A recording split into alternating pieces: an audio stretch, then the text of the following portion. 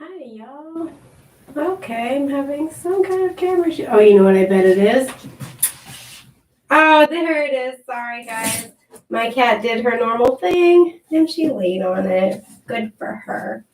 Okay. Well, now that I've done that, we've gotten that out of the way. All right. Sorry, y'all. This is my messy altar. I'm sorry. Did not realize you could see that, but we're going to deal with it. There we go. Okay. My little witch's brew right there. I'll put it right there. There we go. Much better. Anyway, hi. So this is Vanessa. Excuse me. So sorry. Sorry, my nose itches wicked bad. I have really bad allergies. Okay, let me get it all out right here, and then we're gonna get going for real.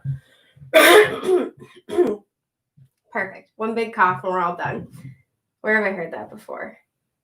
I don't want to think about it. Anyway, so hi, we are having a very special astrological event.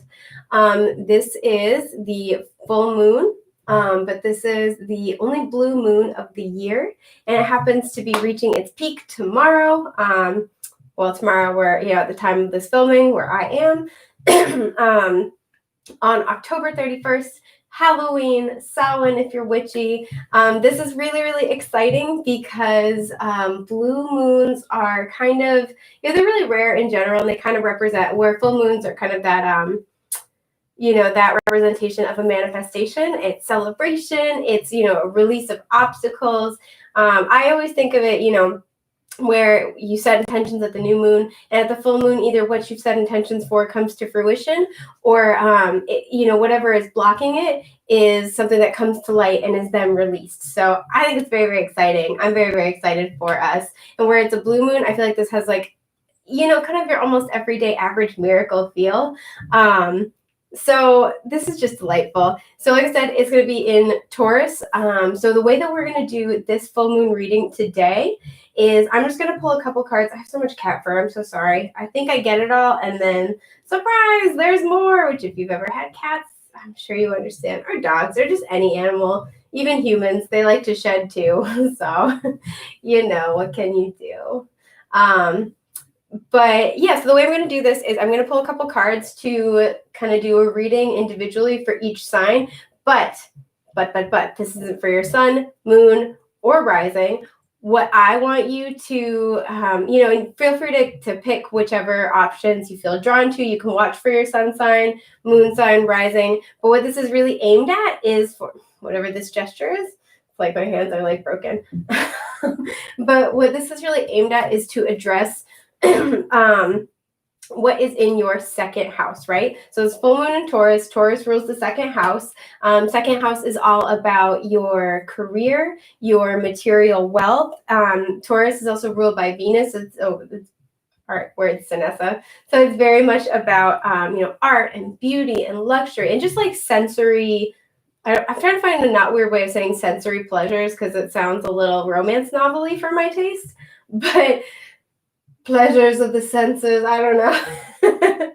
I'm not really sure how I want to phrase that. But, so this could kind of talk about really anything in those categories. One interpretation I thought was really interesting is that second house energy can also be speaking about your self-esteem and your self-worth in terms of your value, right? Because there's that interconnection between, sorry, I have an eyelash that's like, I have many eyelashes, in case you're wondering, but I have one in particular that's like poking me in the eyeball over and over again, and that will not stand. No. But when it's your self-conceptions, your self-conceptualization, your self-worth, your self-value determines what you accept, what you invite, what you receive in life, in ways that you can be both conscious of and unaware of. So that's kind of more of a spiritual or ethereal interpretation of second house energy that I found really fascinating. So a good way to figure out what is in your second house is whatever your rising sign is, it's the next sign in the zodiac. So like, for example, if you're, let's say your rising is Aries, then your second house would literally be Taurus. Or if you're rising, I have to burp, I'm really sorry, or hiccup, I don't know which. It was a burp. Okay, cool. Sorry about that. So, let's say if your rising is Sagittarius, your second house would be Capricorn. So whatever your rising sign is, because it's always your ascendant, it's always your first house. Sorry, I'm wearing contacts today to try to avoid the glare on my glasses, but one is like stuck in my eyeball and I'm really trying to cope with it. So, whatever it would be, it's always your ascendant is always your first house and the next sign is going to be your second house. And I say this because this can kind of point you in the direction of where you might see these changes taking place, these manifestations taking place. I'm really surprised you could see everything over here. I wish there was a way for me to tastefully, can I push it? Oh, I can, you guys. Look at that. I didn't expect that. Yeah, cool. Sorry. I would have tidied up, but again, I get very, very anal retentive about things. So if I spend forever tidying up, trying to get ready for what you can and can't see in frame, I'll never get anything done. So here we are. Yeah, and I say this again because wherever the full moon is taking place can kind of point you in the direction of what area of your life you might see this in. This also may impact your, because Taurus is ruled by Venus, this may impact wherever your Venus placements are. So you can watch it for both if you want. So let's say, this is just an example. Let's say, like we said, your rising is, Sagittarius. That would make your second house Capricorn. Let's say your Venus is in Pisces or something like that. So you could watch for both Capricorn and Pisces. So yeah, I will also include in the description box after, I'll include a link to calculate a free, oh my gosh, you guys, a free natal chart reading. So you can, if you're not sure what your placements are, you can go check. It's super cool. If you're anything like me, you'll get sucked into it forever and ever and ever. And poof, there you go. Anyway, so with that in mind, I am going to get started with, I'm just going to go through the zodiac. So I'm sorry if you're like a Capricorn, Aquarius, or Pisces, and you always have to wait a million years to get to your sign. I'm really sorry. But it's just easier for me to keep track of. I'll switch it up more in the future, okay? All right. Cool. We good? We all good to go? I think we're good. So let's get started with Aries second house. Okay. Hi, Aries. So all my peeps with your Aries in your second house, let's see how this full moon is going to be affecting you. These are general readings. If you need help with your specific situation, feel free to peep my Etsy shop. The link's in the description below, as are the links to all my decks. Just want to say that before I get started. So let's see. I want to start off with a Moonology card, talk about kind of what's going on here. All right. Woo! You guys got some energy going on. Oh, new moon, new start is coming. Am I the only one who's Arrested Development ruined the phrase a new start for me? Okay, wow. So you got full moon in Leo and full moon in Scorpio. I don't know if you babies can see this. So it is time to release negativity and don't let your pride get in the way. So I love that these are two full moon cards. Sorry, sweater's fitting weird. I love that these are two full moon cards on a full moon, by the way. That makes me really happy to see that, because that's kind of just like an added extra message.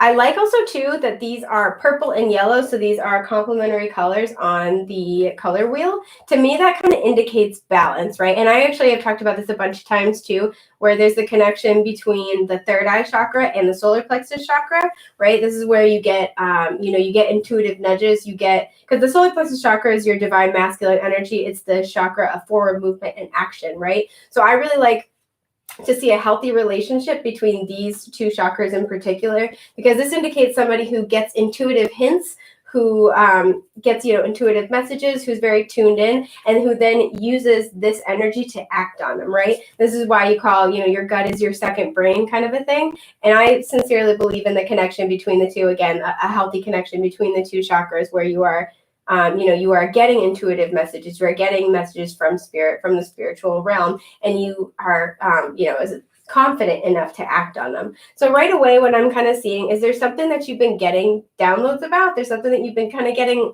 I feel like, intuitive nudges about, and maybe you haven't had the confidence to act on it before. But I do see that changing. I see You know, because Taurus energy too is earth energy. I sense that you're going to be like a lot more grounded, right? You're going to, and like, you know, you're going to be a lot more grounded, a lot more confident. You know, Aries is very take charge kind of energy. And where this is in relation to your career, your material wealth, what you own, as well as your self-worth. What I'm really seeing here is this beautiful balance of trusting yourself and having that gumption to go after what you know intuitively to be true, especially in matters regarding career and finances in particular. I'm really getting material things that you own. So I don't know if this is like a home that you're interested in purchasing. My mic is on. Cool. I got paranoid for a second that it wasn't. You know, a home you might be interested in purchasing, a car, just something. I feel like I'm really getting the feeling this is something you own. If this is something that you are looking to acquire, I feel like this is a good reminder to stay positive about it first and foremost, and also to not be afraid to ask for help if you need it.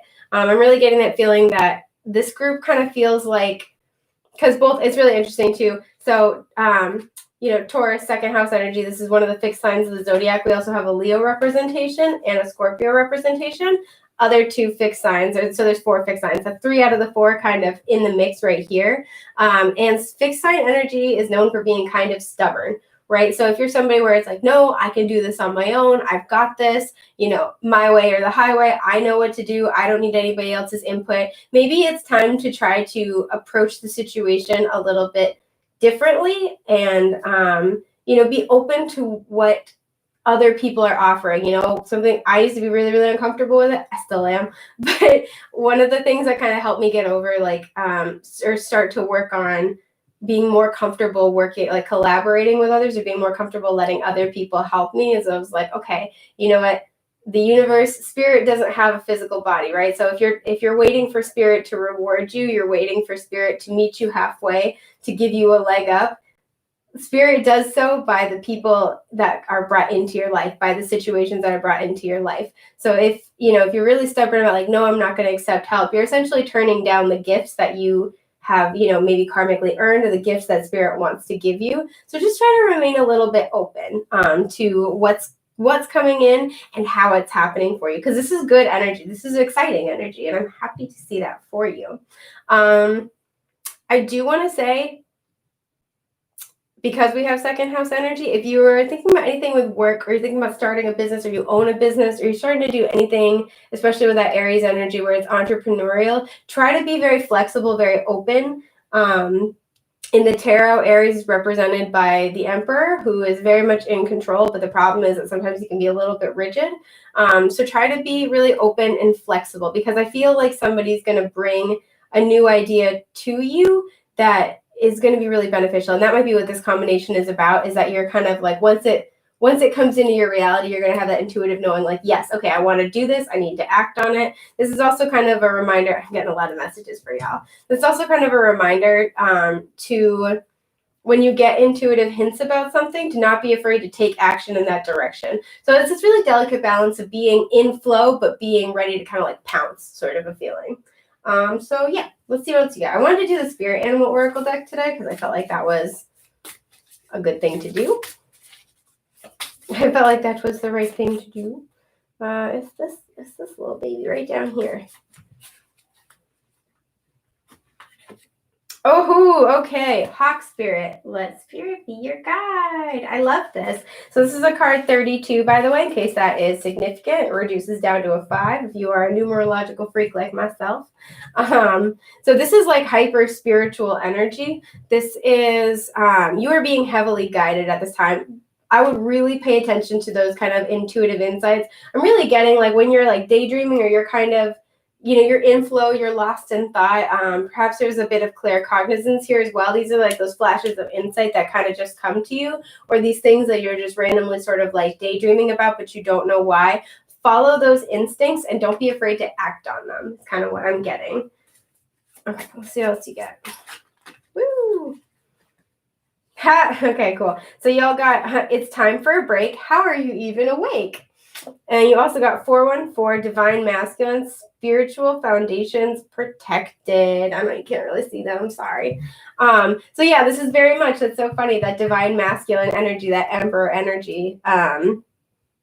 So I feel like you're being asked to, again, find this delicate balance between your divine masculine energy and being, knowing when to take a break, right? So being in that divine feminine energy, being in flow, and then using your intuition to kind of, like I said, the feeling is like pounce. This also may be an indication that things have been slow for you, that this is in order to give you a break, because it's not going to be slow for that much longer. I get this, like, there just feels like this, like, big push of energy. So let's see what else you guys get for your tarot. It's this. Oh, okay. 2. That's the direction they go. I like, ooh, okay. You guys get more than I thought. That's how it goes. All right. Let's see what we get. Woo, spicy. So you have the Tower reversed. You have the 10 of Swords reversed. The 2 of Wands upright. The 7 of Wands upright. And the Page of Wands reversed. Okay. Let's talk about it. So, excuse me. Right off the bat, you have a lot of Wands energy here. This is very spiritual energy again. So, like, you guys are highly tuned into spirit, especially right now. The veil is at its thinnest, and it will be for a while. It gets thinnest around this time of year, and then kind of starts to get a little bit thicker again as you go on. So this is a really good time to harness that spiritual energy that you have, those insights that you're getting, because you're getting a lot of guidance right now. So with the 10 of Swords reversed and the 7 of Swords upright, I see you've been through some ish, and it's not been pleasant. I feel for you with the 7 of Wands paired with this 2, it's kind of almost made you a little bit defensive, which makes total sense, because 10 of Swords is like dark night of the soul territory. It is unpleasant. Nobody likes it. So, I really feel like I feel like it's really interesting. I was talking to somebody the other day about this. Almost actually said it flying. This concept of the 10 of Swords reversed, right? So the thing about the 10 of Swords is it's like it's like a bitter ending, right? It's betrayal. It's being completely stabbed in the back. But the thing I'm always really drawn to is that there is this like red cloth draped over him, right? And to me, red is the color of fate and destiny. And this always kind of tells me that whatever happened, as crappy as it was, and the 10 of Swords is never pleasant, especially with the Tower. Yuck. I'm so sorry. But whatever happened, it was part of your life path. It was part of your life plan, part of how everything was supposed to unfold, which nobody ever wants to hear. But it's important to really consider, because, we have a lot of planned out life experiences along our journey. Not all of them are going to feel good, but all of them are meant for growth, and trying to find meaning in the suffering is, one of the things that allows us to grow from it and to learn and to be able to leave it behind at some point, right? It's knowing that we got from it what we were supposed to and that it's over. But what I'm seeing with this combination is that there is this acceptance that this happened, but there is a struggle to let it go fully. And I say that too because we have the Page of Wands reversed. This is the beginning of a spiritual journey.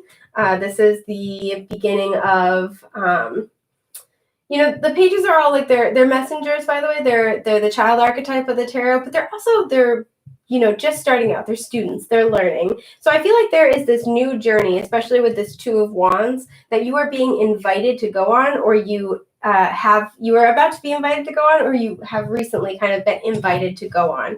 And because of this defensiveness over what has happened, I feel like you're really, really hesitating to know if you really want to take that route. But the thing is that I sense that you're starting to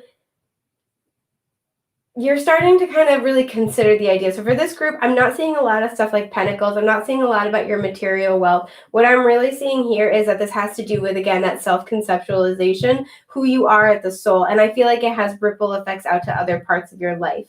And the thing that I find, I love this about the Two of Wands. I know it's hard to see, but there's one wand that is bolted, it's this one, to the wall. And the other wand is in this guy's hand, right? And he's got the world in his other hand. And I always think about it like, there's that wand that's bolted to the wall. That's the stable, more explored, more secure path. But if anything were to happen, you look at him, he's looking out over the wall, right? If anything were to happen and he had to act in a moment, he just like had to go for it.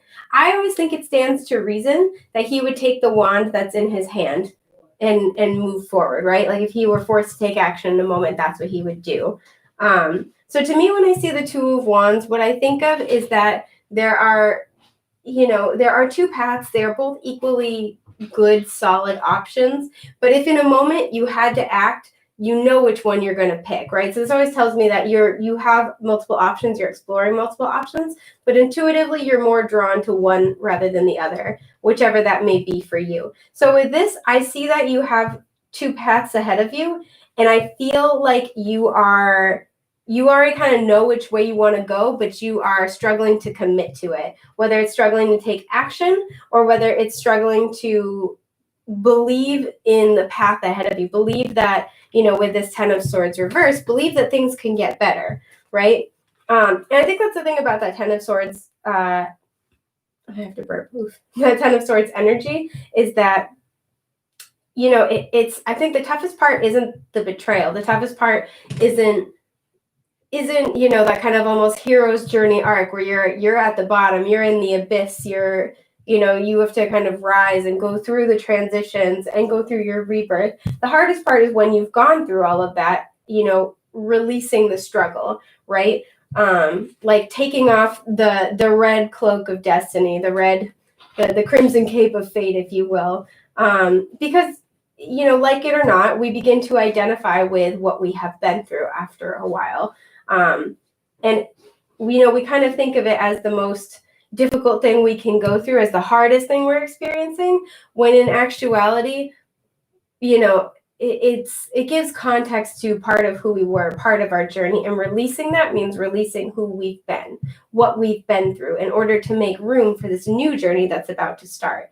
And as crummy as this can feel sometimes, it's at least an explored thing. We know what to expect because it's already happened. The past is unalterable, and which means there's no growth in it, but there's also no letdown. And when you've been in the situation, you had a Ten of Swords, a Tower moment, it can almost feel better and feel safer to stay in that energy rather than to take a leap of faith and release it and move forward into the next thing. And I know this is getting a little bit long in the tooth, so I'll wrap it up for this. But with the Tower reverse, I really feel like you're making changes, right? The Tower, when it's upright, is you've built something on an unstable foundation, and it cannot continue, and the universe comes down to the universe kind of comes in to make the changes that you did not, or that you could not, in order to be able to build something more solid. But when it's reversed, it's kind of talking about how you are having the awareness, you are making these changes yourself. So I feel like whatever happened here, you're in this kind of middle ground where you've done a lot of the self-work, you've learned your lessons, but you are struggling to move forward, feeling defensive toward moving forward. And again, I kind of get the energy in this situation. This has something more to do with your self-worth, your self-conceptualization, than I think that it has to do with a financial or material aspect of your life. I'm not getting creative either. So this is I feel like this is more soul-based.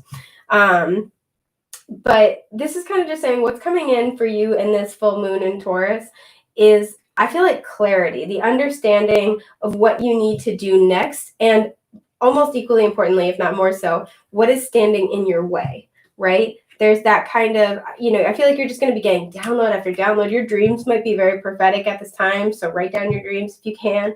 I'm not laughing at you. I tried to do this, and then I accidentally had a dream. I don't even know what I was dreaming about, but I read my little dream journal the next day, and it was all about how I met Ted Danson, and we all thought he was I don't know. We all thought he was this evil, money-hungry fiend. It was pretty much his character from Damages.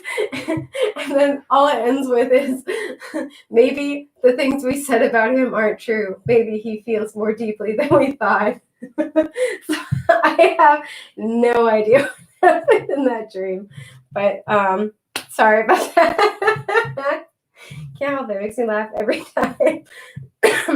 So yeah, I'll wrap this up for this a million years long, but really what I'm seeing for you is a lot of spiritual guidance, a lot of clarity, a lot of insights, a lot of epiphanies and aha moments about where to go next on your spiritual journey.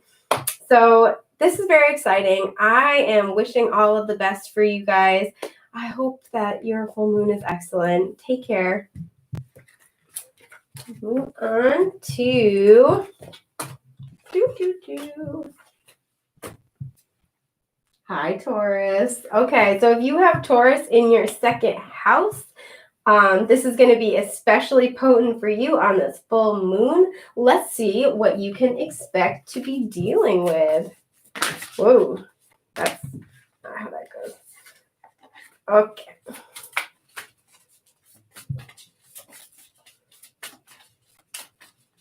Hope you guys are good. I'm really excited for you. Oh, at the bottom was new moon in Taurus. Okay, so what this tells me is that whatever intentions you were setting at the new moon in Taurus are coming into, I'm hearing like coming in like a wrecking ball. They're like, this feels like manifestation, not so much like a blockage like the previous group. So let's see what you got. Oh, you have full moon in Libra. A win-win outcome is forecast. So I love seeing this. Libra's seventh house energy. Libra is also ruled by Venus, as is Taurus. So this likely has something to do with your interpersonal relationships. There's a focus on romance, but it doesn't have to be by any stretch of the imagination. It could also be very, very beneficial for you folks to check out what your Venus placements are. So this is lovely. Whatever interpersonal struggles you've been going through, especially because Taurus is second house energy, this may also have to do with coworkers. You've been having a lot of problems at work. I do see whatever interpersonal struggles that you are experiencing, those are going to become a lot less strenuous. I feel like it's been building and building and building, and I feel like you're expecting it's going to be like this explosive point, but it's just going to like totally resolve itself is the feeling. Like it's almost like that that vibe of just like, is this real life? Like what is happening? So let's see. I'm gonna pull you an animal spirit card. Not like 10. No, not 10. Just need like one. It's this one too. Oh, cool. All right. You guys have Hawk Spirit, actually, as did the last group. So this is a card 32, which reduces down to a 5, in case that is significant for you folks. There we go, my eyebrow itched. I'm sorry, I have a million little things that always get in the way. Okay, so you had, do you not see you are already free? Freedom. So the clock on this particular card, it's hard to see, but the numbers 4, 5, 6 are kind of emphasized, and then it would be an 11 and a 1. So yeah, okay, 11, 1, there it is. Excuse me. So the full moon in particular, which will be at its peak tomorrow, but will also be, you'll still have a lot of full moon energy on. The first might be a little bit more significant for you folks. I feel like whatever this issue is going to come full circle. I want to shuffle for you. Oh, yeah. Okay. Okay. Woo! This is hot. I like this. Okay. Bam. I love this, you guys. I'm going to pee my pants. Cool. Okay, so let's get into it. You have the Devil reversed. You have the Emperor. Sorry, I almost said Aries. This is Aries energy, so I was like, you have Aries, all of them. Nope. Sorry, guys. You have the Two of Swords reversed, and you have the Ace of Wands upright. I love this. This is great, and I'm going to tell you why. So first of all, you may resonate with the Aries reading from earlier. I have something in my eyeball. I have a contact in my eyeball, but I have something irritating in my eyeball, and it's like driving me bonks. Okay. So first of all, you may also be having an issue with an Aries in particular. And I say this because the Emperor energy can be, he's got his ish together. It's like very Saturn-like energy, very stern. He's like the stern father kind of archetype. But he can also be really controlling. And with the Devil reverse, this is Capricorn's energy, by the way, so you may also be dealing with a Capricorn. But with the devil, I'm for the devil corn. You kids with the demon corn. With the devil reversed, what I'm really feeling here is I'm really feeling like you're dealing with some type of interpersonal connection with somebody who can be a little controlling, or the situation is a little controlling. We do have Earth and Fire, so this can speak to the Emperor. Can be a boss archetype. So you could be dealing with a very difficult boss at work. But really what I'm seeing here is this is a controlling type of situation, or you feel very, very restricted. And it's also because you have this freedom card right here. And I feel like with this Hawk spirit, this is let spirit be your guide. I feel like you have been wanting to break free, especially with the Two of Swords reversed. When it's upright, this is very much a stalemate energy. I feel like this is something where you have not been able to move forward with it, and you feel very trapped, very, very stuck. The devil is all about, the things that keep us chained to the lower vibrational versions of ourselves. So, things we do out of fear, guilt, obligation, things that don't resonate with us anymore, things that we feel compelled to be engaging in behaviors that really just don't suit us anymore, that we don't feel good about, that don't make us better people, that don't grow us, that don't comfort us, things like that. So this is awesome, because what I'm really seeing here is that this situation is going to be resolved. I feel like there was a larger lesson here to be learned as well. This could be a karmic situation, a karmic connection in your life, especially because we do have this love energy. But whatever this is for you, I'm seeing that this had a larger lesson. And I feel as if the lesson has been learned. And this is like, again, it's that wrecking ball feeling where I feel like this is just being cleared away for you. And that's why I kind of feel like this is like, you're already free. You're already there. You're already doing it. Especially with the Hawk spirit too, since I'm not telling you anything you don't know, hawks can fly. I was like, I don't want to say hawks can fly because it just sounds really dumb. And I'm just like, I don't know if you know, but hawks can fly. But because hawks can fly, they have a bird's eye perspective, a higher perspective. And so because of that, I feel like you may not be able to see it yet, or you may be coming into this awareness about how you can essentially this has very much an Eight of Swords feeling, how you can just essentially walk away from this situation. Now, it's more complicated when it's an important relationship in your life, when it is a boss, but whatever it is, I feel like there's a very, very simple solution that either you haven't considered yet, or you didn't. I feel like with this Two of Swords energy, this is like, no, I can't do that. I could never do that. So whether this is like, if this is work saying like, screw it, I'm going to go look for a new job, or I'm going to just, I'm going to sit down and talk to my boss about XYZ, or like, maybe say you're looking for a raise, like, all right, I'm just going to ask for a raise. I'm just going to do it. Whatever it was that you've been dealing with, I feel like, again, it's a very, very simple solution, because we end with the Ace of Wands, right? This is a passionate new beginning. This is something that you're really fired up about, something you're really, really excited about. So I feel like whatever this is, if the Two of Swords upright is a stalemate, this is finally making a decision. This also is, the person on the card is blindfolded, insinuating that you don't have all the information. But when it's reversed, the blindfold is theoretically coming off. So I feel like this is saying, you are about to see something from a different perspective. And again, I'm getting definitely a focus on either career or like an intimate relationship. For a very small number of you, I feel like this could be a family relationship, like a father figure, but again, very small number. I don't know what this gesture is. I'm like just waving my hands. But whatever it is, I see you having done the work. And because you've done the work, Spirit's now revealing this truth to you, this answer to you that will like set you free in a major, massive, like hot, nasty way. Whatever that means. And it's going to allow you to just start this like really exciting new beginning. I feel like you're going to be empowered, right? Like this almost gives me a Seven of Wands feeling where you're like just swinging it around. That's not how I mean it, but it is. But like, you're going to be you're going to just like get this like influx of energy, especially again, if you felt like you're very, very stifled, you've been in a really controlling situation. You haven't been able to, I have this feeling of just like, this is crass, so I apologize. But the exact sentence I heard was, I can't take a piss without this guy looking over my shoulder, kind of a vibe. Is I feel like whatever this is, whether this is a relationship, a friendship, a boss, a coworker, a parent, whatever this is, I feel like this person has just been up your butt and around the corner for like ages. And it feels like you can't act on your own, right? It feels like you're kept almost like, sounds dramatic, but almost kept prisoner. It feels very, very restrictive.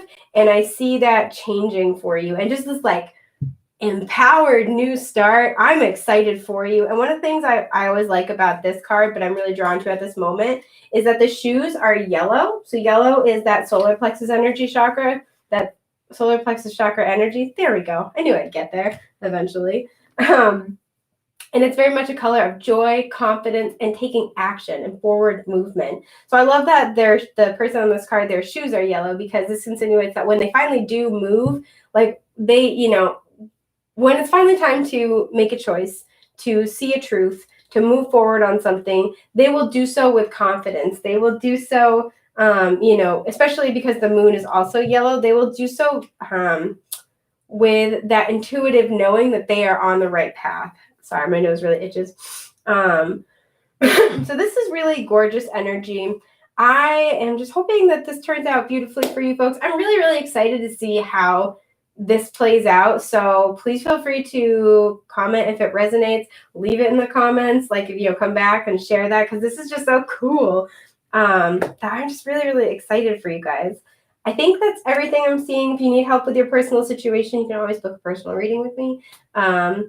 Yeah, and if you don't see any of the readings on my Etsy shop, the link is in the description box. But if you don't see any that meet your specific needs, DM me, because I'll always make a custom one for you. So there's that. Anywho, I think that's about everything for my second house Taurus peeps. I am wishing you all of the best and most beautiful things on this full moon. I'm wishing you the best of luck. So I'm going to say bye to you guys. I'm going to move on to my Gemini in second house. Okay, bam, bam, bam, bam. Let me give it a real shuffle in a second. But, alrighty, hello, my little Gemmers, my little Gemini second house people. How are you? So, we're dealing with our Taurus full moon. Now, if you have Gemini in your second house is, like I've mentioned already, your material wealth, your self-worth, your self-value. Gemini is Mercury energy. So this is very, very excellent communicator, especially in those regards. You may be somebody who's very, very good, I'm hearing, at negotiating. So if you've been waiting to do something at work, like ask for a raise, now is an excellent time. You have... You pretty much spit gold out of your mouth right now. Your words are very, very potent, very, very powerful. So taking advantage of that full moon energy to really ask for what you want, whether it's professionally or asking the universe, whether this is asking in relationships in your life, now is a really, really wonderful time because you're going to have a lot of good luck in that regard. So let's see what you get. I'm going to pull a Moonology card to kind of talk about where we can expect to see some of this in your life or get any additional information. That's a little too much additional information. Damn, y'all. Oh my gosh, my allergies are so bad. Okay, sure. Alrighty. So, excuse me. Y'all got first quarter moon, your commitment's being tested. That's my phone going off. That's okay. And new moon in Scorpio, work through your fears. Yeah, so I do feel like whatever it is, there's something that you want. There's a lot of purple here, so this may be part of your spiritual path. This may be something I'm getting that you intuitively feel is coming toward you, or you feel very guided toward, but you're afraid to ask for it. We have a new moon and then first quarter, so that does indicate that there's either you're at the new moon stage and you're looking to make the next step, or there's already been some progression, you want to keep moving forward. This could also be because we have the first quarter moon and we're having a full moon. that you've made some progress, but you want to take this big leap forward and you're afraid to, I'm sensing there's like some resistance, some hesitation or fear about whether this is voicing your plans, asking for help, asking for, again, there's like, I get that feeling of asking for a raise or like asking for whatever it is that you want, you know, putting it out there. And I feel like there's, again, that hesitation of like, well, will I get it? Do I really deserve this? Do I really earn this? And Spirit just wants you to know that now is a very, very potent and powerful time for you to communicate your needs, particularly your needs around material security, but not exclusively. So that's super duper exciting. Let's see what else you got. All right. Oh, it's this one. Boom. All right. I love to see that. That's super cool. At the bottom is 717, but the card you got was 818. So this is expansion, seeing results, awakening the infinite. I love this. And again, there's like a lot of purple accents in this. I don't think you can see it, but it's dope. This is the Divine Time Oracle by Bridget Rao. By the way, it's gorgeous. The link will be in the description box. I highly recommend it. So you may be seeing a lot of repeating eights, by the way. So you could be saying 88, 888, 80, yeah, 88, I already said that. But really what I'm seeing is that this is a new beginning in what you've been manifesting, right? So I do see, again, that progress, but there's this like new start to it. It's like, it just feels like the energy, the momentum is getting bigger, which I really like to see. And I also like that if you add it up, so 8 and 1 is 9, plus 8 is 17, 1 and 7 is an 8. So it all reduces down to an 8. You've been manifesting this, and you have a lot. I'm feeling it super strong, like right in my hands too. Like, whoo, you have a lot of manifesting power right now.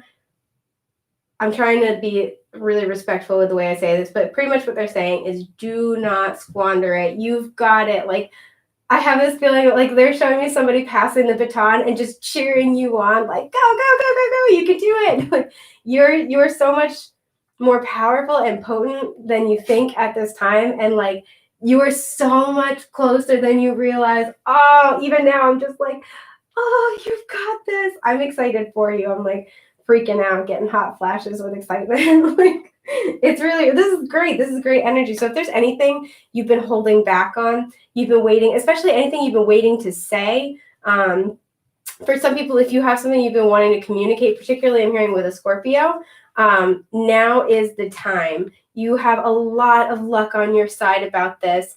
And I feel like, again, with your commitments being tested, if you've kind of been like back and forth deciding if you want whatever this thing is, the universe is saying like, again, I'm trying to make it YouTube appropriate. The universe is saying like, now is the time to commit to this in a serious way. Now is the time to show us how much you want it. Like, are you going to take the steps? Are you going to, do the affirmations? Are you going to, if you practice magic, are you going to, set your intentions, practice your magic? Are you going to do the visualizations? Are you going to take the steps to go after this? Because you have so much, especially I'm hearing like, again, like that Mercury energy, your thoughts and your words, intensely powerful right now. Yeah, and I'm just really noticing too, I don't think you can see it, but on the 818 card, there's somebody walking through this portal, but it's like a circular portal. It's not just a door. It's a whole new reality. You are on your way, and now it's up to you if you want to keep going down that path or go back. So it's just, this feels like a really strong message. So I don't mean to get crazy about it, but it's just, ooh, I wish you guys could you probably can feel this energy. I feel like you're like, the energy, I guess, is somebody's trying to like pump themselves up, right? They're trying to really give themselves a pep talk, convince themselves to go do this thing. And I feel like it's, again, to go communicate something to somebody. So whether this is, again, say like going to a boss and asking for, promotion or raise, going and telling somebody about how you feel, even just like speaking aloud, the power of speaking aloud to the universe, like really affirmative, self-affirming, soul-affirming words can be transformative. And I feel like whatever it is that you're afraid to say, you're trying to get yourself ready to say it. And the universe is supporting you in that, saying like, you've got it, you can do it. So this is separate. Just as like a person who cares. You've got it. You can do it. I'm excited for you. So let's see what spirit animal you get. I don't know why I'm so hyped about this, you guys. Okay, so you got 2. Nice. Okay. You got Nightingale Spirit. This is card 41, so that reduces down to a 5 in case it's important to you. And it says love is all around. And then you have Otter Spirit. You are never alone. Oh my God. And this is card 42. I shuffled these before I filmed too. So, this would be a 6. So you have progression forward, 41 to 42 or 5 to 6, depending on how you want to look at it. But these are really similar messages, especially too. I'm really drawn to the fact that I pulled them and they're like this, right? So the Victrola is facing the 2 otters. So we have one animal here, and any of these animals may be synchronistic for you, so keep that in mind. We have a nightingale, otters, and a scorpion. But we have one animal here. We have one single person here. We have the one bird here, but we have 2 animals right here. So this again makes me feel like with the Victrola facing them, you're trying to get the courage to say something to somebody, to communicate something to somebody. And with it being love is all around, and you are never alone, this does feel like, for some of you, this is an interpersonal relationship, but for some of you, this is really like communicating with the universe as well, right? So like maybe trying to get the courage to say something to somebody, but also trying to get the courage within yourself, just to say it out loud and affirm it. This is really lovely. And the universe just wants you to know it's with you. And this might be a fear of yours, is like asking for what you truly desire. I know for myself, sometimes if it can be hard to really put my hopes, my entire hopes and wishes into something, because there's that idea of like, well, what if I don't get it? What if I get really invested in something and then I don't end up getting it? But this is just asking you, like, whatever your fear is. If you have a fear of talking to somebody, you have a fear of expressing your honest emotions, if you have a fear of reaching out, if you have a fear of really opening up to somebody, or again, a fear of really having to ask for what you want, lest you take the action to verbalize it. There we go.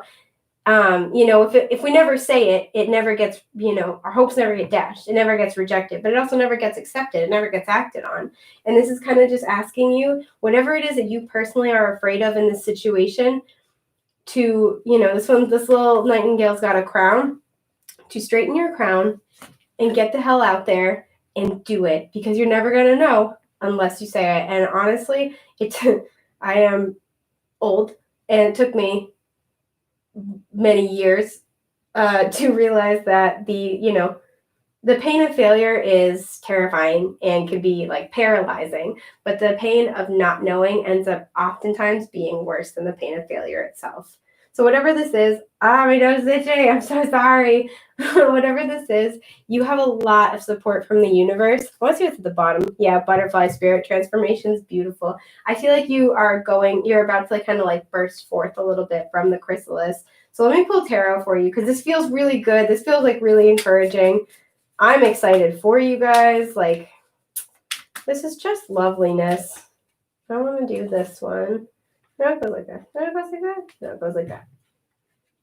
Okay, so whatever this is going back and forth, because I can't decide which way it's supposed to go. So yeah, I feel like you've gone, and Gemini's kind of famous for that anyway, especially Mercury in Gemini can be somebody who kind of changes their mind a lot. The great thing is that you can be really adaptable. You can see all sides of the situation, but the drawback of that placement is that sometimes you can be a little mercurial in your thought process, or change your mind often. And that may be also too why it's saying commit to something, commit to what it is that you truly want, because your manifestation powers are very, very high at this time, especially where Mercury in the tarot rules the magician. Okay. We go like that. Now it goes like that. Okay, yeah, King of Wands reversed at the bottom. You are manifesting something right now. It's going to happen. I feel like this is why the universe is like asking you to get very clear on your intentions and communicate it, whether that's to yourself, to the universe, to your guides, to another person. So, yeah, King of Swords reversed. Knight of Wands upright. Woo! And the Hangman reversed. I'll be honest, this is some spicy stuff. I like it. I like it a lot. So really what I'm seeing with the King of Swords and the Knight of Wands, the King of Swords is air energy, so Gemini, Libra, Aquarius. But I feel like this is you having a hard time getting clear on your intentions. This is a hard time deciding what you want. This is, again, that changing your mind energy, very, very much so. The King of Swords, when he's upright, is a fabulous communicator. sometimes he's almost too blunt to a fault, but he is very, very excellent at being decisive and going after what he wants because he's had time to think about it and he can very clearly communicate what he wants. So I feel like with this Knight of Wands energy, the Knight of Wands is somebody who is very, very passionate. He goes after what he wants. He goes after what he's very excited about. Sometimes he can struggle a little bit with longevity. I'm trying not to make a sex joke. It's funny. Okay.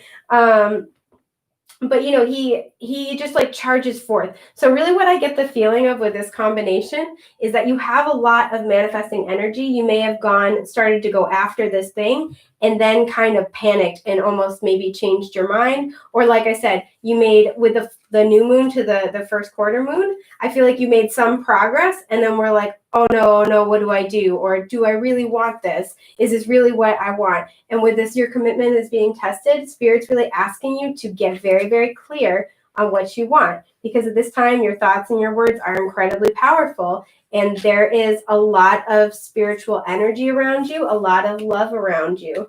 And so I feel like, because lunar energy lasts from moon phase to moon phase. So in this case, full moon to full moon. This is going to be unfolding over the next month. And Spirit's really asking you to like really maintain your commitment to what you were going for. So if you came into this with something in mind in particular where you're like, I'm not sure if I could go after this,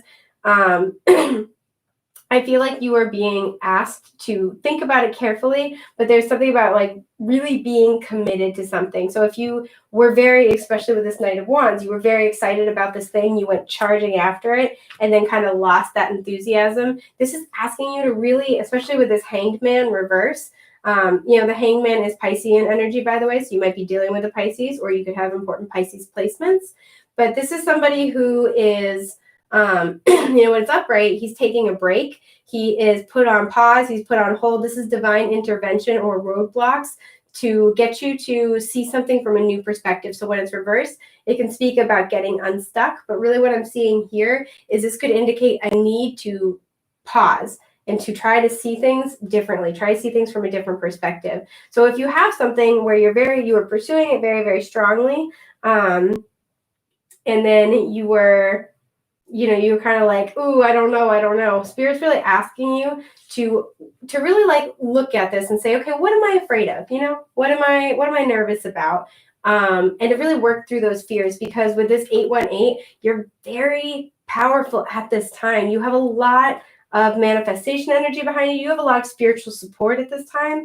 And whatever it is that you put your intention toward, you put your energy toward, whatever it is you communicate to the universe, you're going to get. So it's worthwhile really thinking about what you want. And if you've already kind of decided what you want, you've already, especially with this Knight of Wands, felt it in your soul, to try to stay committed to that, right? And work through whatever fears that you have regarding the situation. I forgot to mention as well, Knight of Wands is fire energy. So this is Aries, Leo, Sagittarius. This could be somebody that you're dealing with, or this could be that you have important fire placements in your chart. So I think that's everything I'm seeing for Gemini in the second house. I hope this was helpful. I'm very excited for you guys, and I'm wishing you all of the best and most beautiful things that life has to offer. So with that, I'm going to move on to a Cancer in the second house. I had to think about it. Oh no. But yeah, I'll move on to Cancer in the second house. Okay. Bam. Bam. Bam. Alrighty. Hi, Cancer in my second house. How you guys? So, Cancer in the second house. Instantaneously, the first thing I heard is working from home. So you may have something where you've been working from home and perhaps you've been having some financial struggles. You've been thinking about establishing your own business where you work from home. I do feel like that's going to be at the forefront with this Taurus full moon energy. Gosh, I'm just thinking out loud. That's the worst sandwich shuffle I've ever done. That's impressively bad. You may be dealing with financial issues in the home in general. I don't know why I'm getting this. You may be trying to balance being a stay-at-home parent, particularly stay-at-home mom, because Cancer is the moon, ruled by the moon and its maternal energy.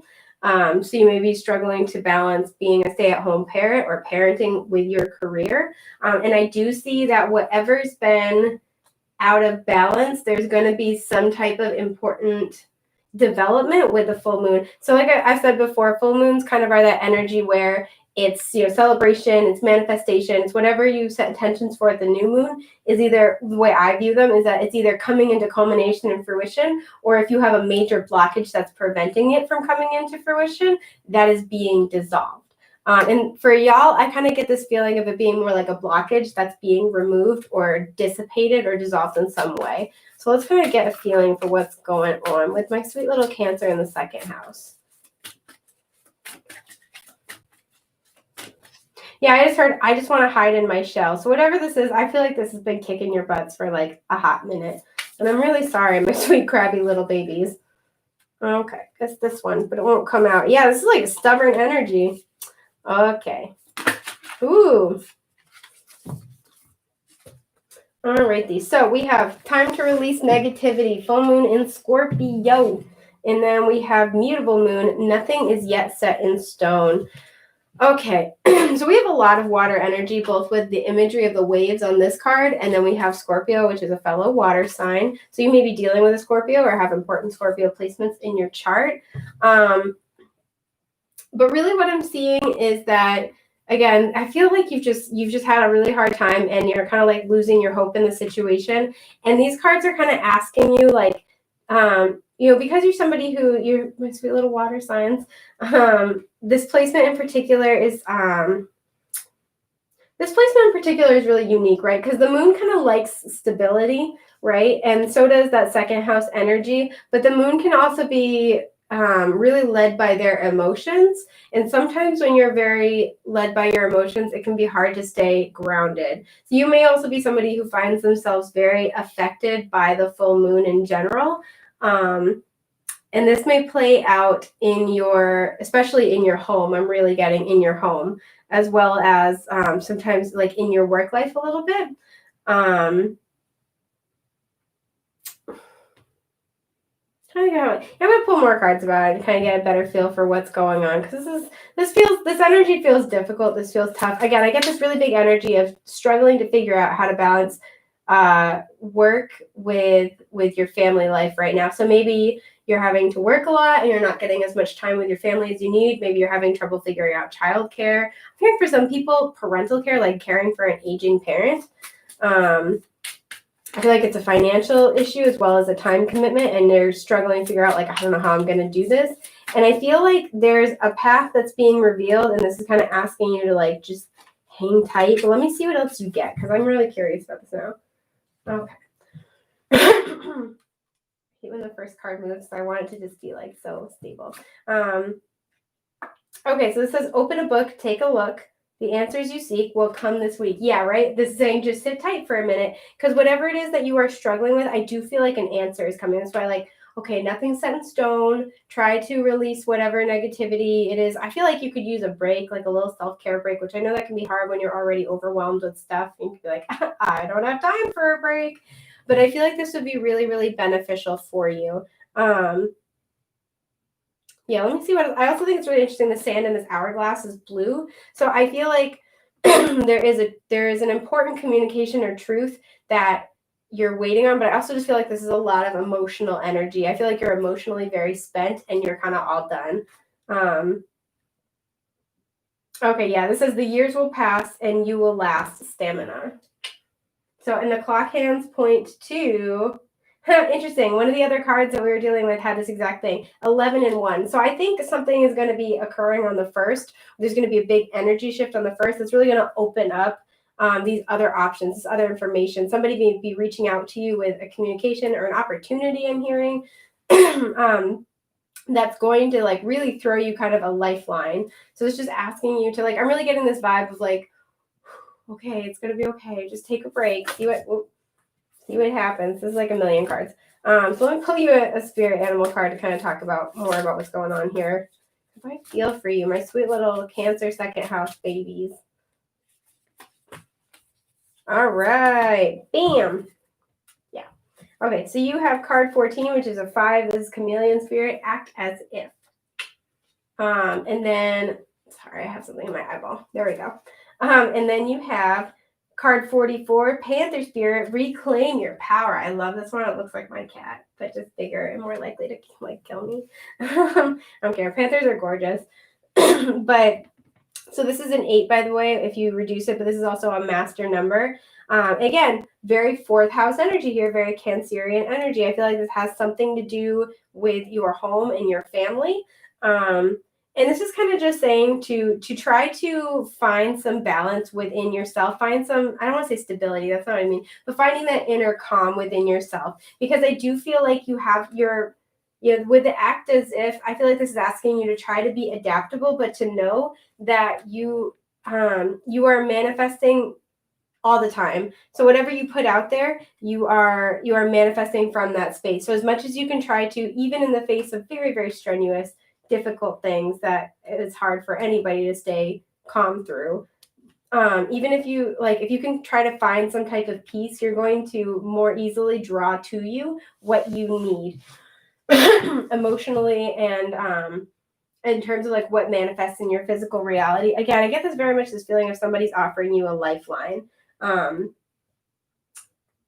also like there's a lot of purple and green. This color combination to me always talks about magic, which, I mean, there's lots of different types of magic, but I always think about that. That's, to me, that's that intuitive energy mixed with that, it's like the third eye and the heart chakra working together to create something, because the act as if card is like hyper manifestation card to me.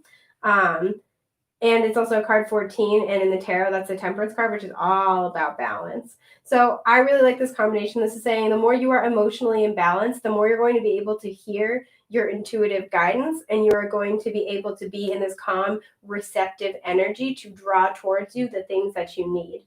So let me play you some tarot, see what's going on, because this feels hard, and I'm sorry, and I am just wishing good things for you guys. It's tough. Yeah, there it is. Oh, okay. I feel like this is supposed to be, I'll put this one sideways. I don't normally do that, but I'll explain it in a minute. Yeah, Knight of Cups at the bottom, right? Water energy, Cancer, Pisces, Scorpio, but this is an offer that's coming in. I feel like someone's going to throw you a lifeline. Yep. Emperor reverse. We have another 4. 8 of Cups reverse. So when we had a 4, no, we had a 5, sorry. But we had the 8. And then we had the World. And this one originally was upright for a second and then got flipped over. I feel like it could be upright, so I feel like this is kind of between the two, and I'll explain that in a minute. So I don't usually put them sideways, but I'm gonna, in this case, that's when I feel like the energy is kind of waffling a little bit. My hair is stuck. So with the Emperor reversed, I can definitely see that there's this feeling of not being in control, and especially with like the intense water on this card. Yeah, I feel like whatever this is, it's been hard for you to hold on. Maybe you're having issues, like legitimate like issues with your house, or you're having to move and you're struggling to do that.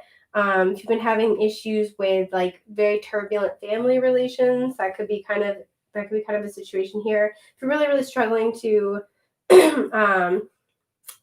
get your home and finances in order, I definitely see that. But if the Emperor's got his ish together, he's in control, he's very stable, he's got solid foundations, he's reversed right now. So this tells me it's been very, very hard for you to feel in control and to stay in control. I'm really drawn to the fact that he's wearing all red, and the person on the Eight of Cups is wearing all red as well. So really what I'm seeing here, and especially where this placement, when they're reversed, the Emperor is looking at the Eight of Swords. Okay. So looking at the Eight of Cups, I'll get into that in a second. So the Eight of Cups is having to walk away from something that you've poured a lot of energy into, right? It's something that you have a lot of emotional investment in, you spend a lot of time on, you put your blood, sweat, and tears into this.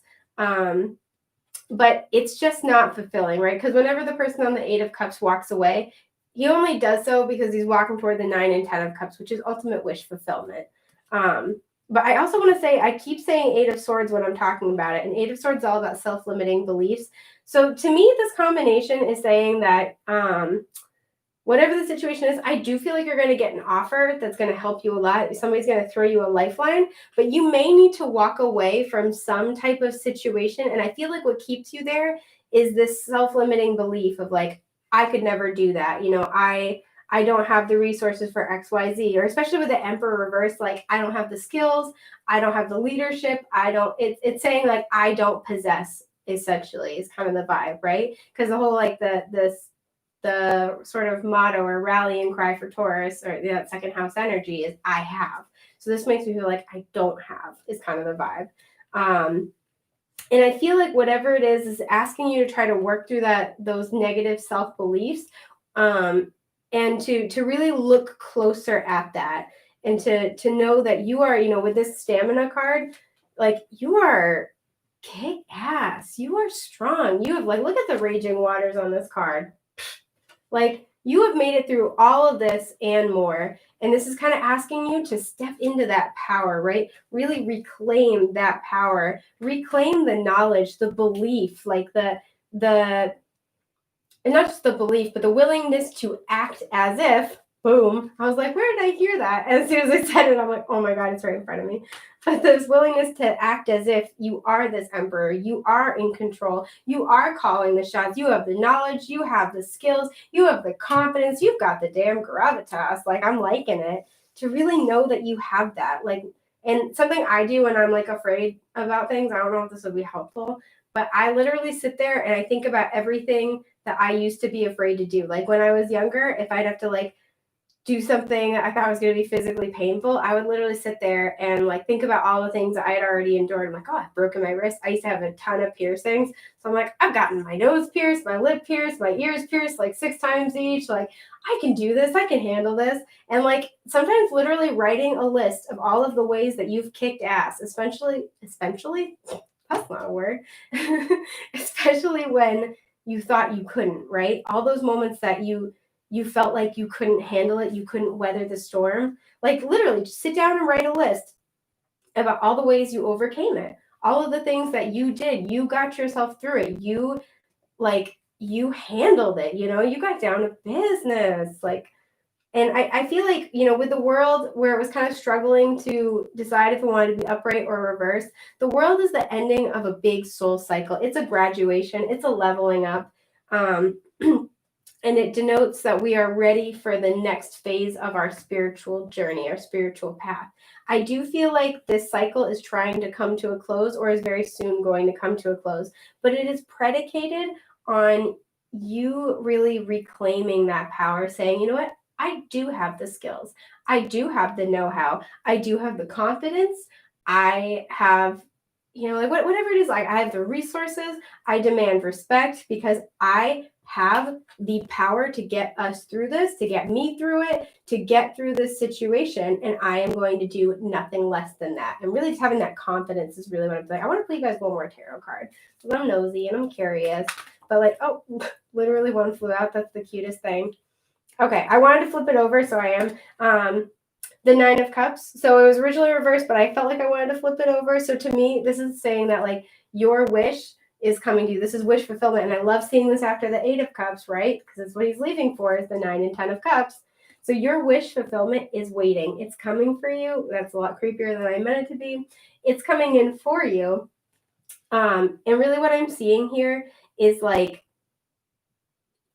just to believe that you can have this thing. This can be yours. This can be, I don't know, that you can make this for yourself, right? Because he's surrounded by blue and yellow, right? This is truth. This is honesty. This is communication. This is clarity. And then yellow is confidence. This is manifestation. This is joy, abundance, right? So that you can make this joy. You can make this abundance for yourself. You can be confident in the truth of who you are. And I like too that we have red on the Emperor, red on this guy, and we have a red hat right here, right? This is your destiny. Your destiny is to live a life of abundance that you're happy with. That's really it. And you don't need to make any excuses for it. You deserve to be happy, period, with no terms or conditions. So just to really believe in yourself and believe in what you can create. This is very, very powerful. This is lovely. I'm really wishing you guys all the best. If you need help with your specific situation, I do offer personal readings, so feel free to check out the link to my Etsy shop. I wish I could talk. Oh my gosh. And with that, I'm going to move on to my Leo and second house peeps. I'm wishing you guys all the best and most beautiful things that life has to offer. Take care, Cancers. Bam. Bam. Bam. This reading would be so long, but I don't care. I'm just like, right, we got this. I'm super excited. I don't know about you guys. Super excited. Woof. For the full moon tomorrow. I can't even talk. Oh my gosh. Alrighty.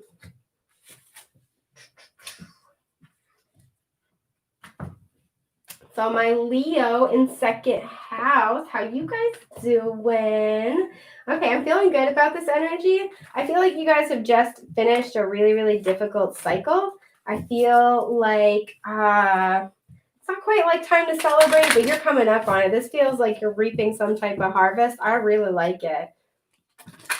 I feel like you've had your sights set on something for a while and nobody is going to tell you otherwise, especially where, you know, second house is Taurus energy and Leo and Taurus are two of the fixed signs of the zodiac.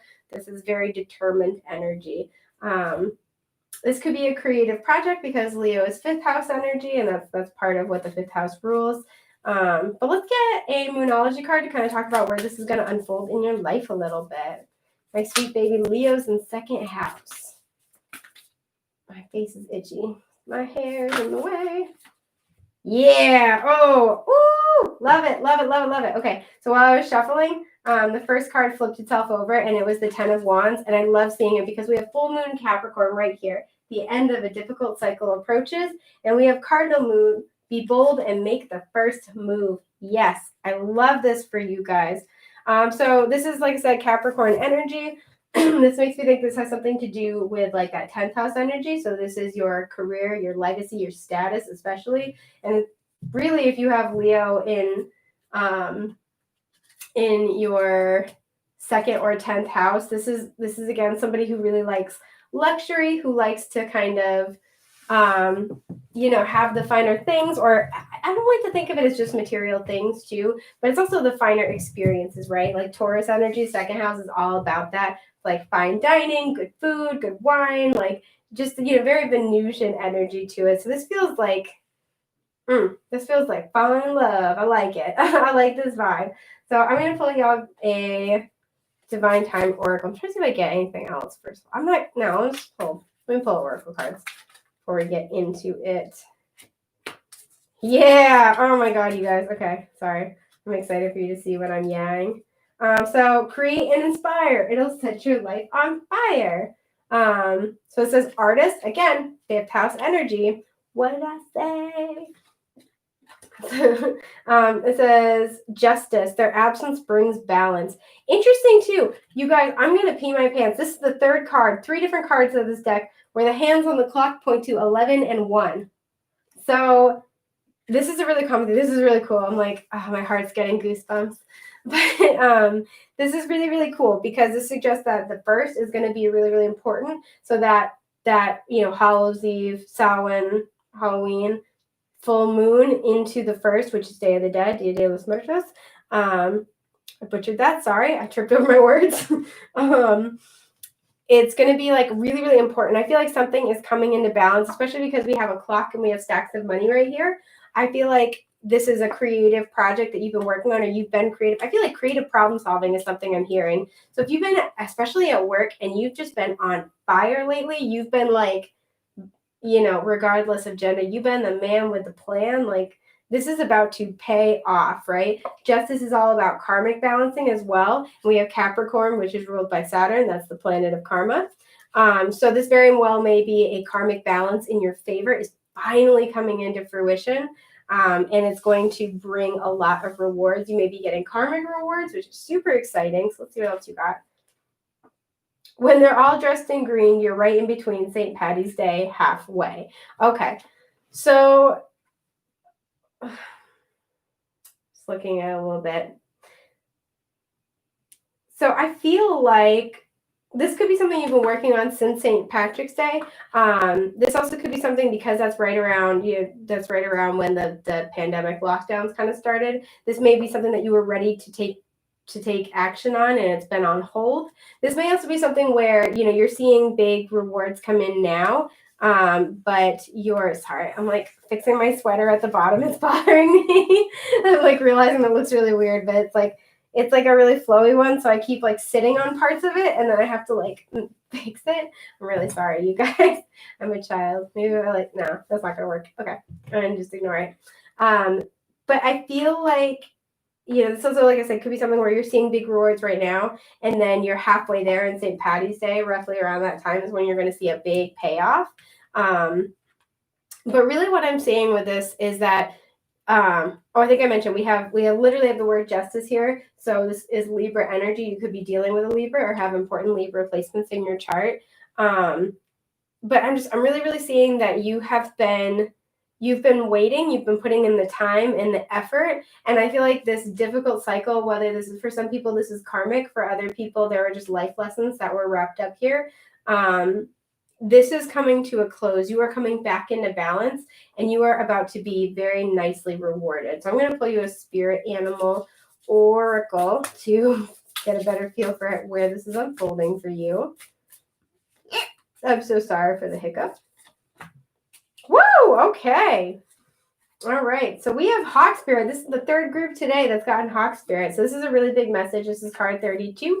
So that reduces down to a 5 in case that's important to you. But this is very much, I'm going to play you one more actually. This is kind of talking about, you know, Spirit is guiding you, has been guiding you through this entire process. And you're about to really reap the rewards for all of your hard work.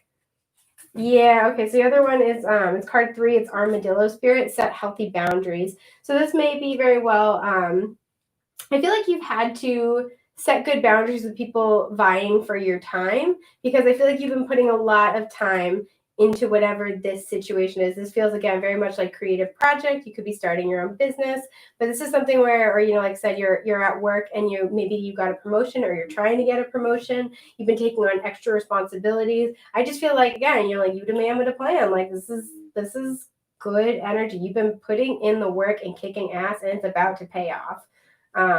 So let me put some tarot, see what's going on with you. Yeah, okay. Oh, okay. I see. All right. Give me a moment, darling. Okay. I actually want to pull 4 for you guys. I feel like there's one more piece of the story here. Yeah. Boom. Okay. So let's get into it. 5 of Cups, upright. 2 of Cups, reversed. 2 of Pentacles, reversed. Wheel of Fortune, upright. Bam. Okay, so these two go together, first of all, BT dubs. This is the end of a difficult cycle approaches. This is also known as the karmic wheel, and the wheel of fate or destiny. So this is a card 10, which is the completion of a big cycle. And I feel like this has been a really difficult cycle also with this 5 of Cups. I love when in tarot there are references to other tarot cards and the cards come up together. So on this, you see there, I don't know if you can see, but there are 3 cards that are spilled over and there are 2 that are still behind this person. Now this person is looking at the 3 spilled cards and in utter grief, despair, totally despondent, real sad boy, like big time. And so much so that, you know, he's so upset and crying over the spilled cups that he misses the 2 of Cups, which represents soulmates. It represents divine life purpose, complete soul alignment. So whether it's a relationship, a job, a project, you know, a friendship, whatever it is, this is just totally aligned with you. It feels so nourishing to the soul.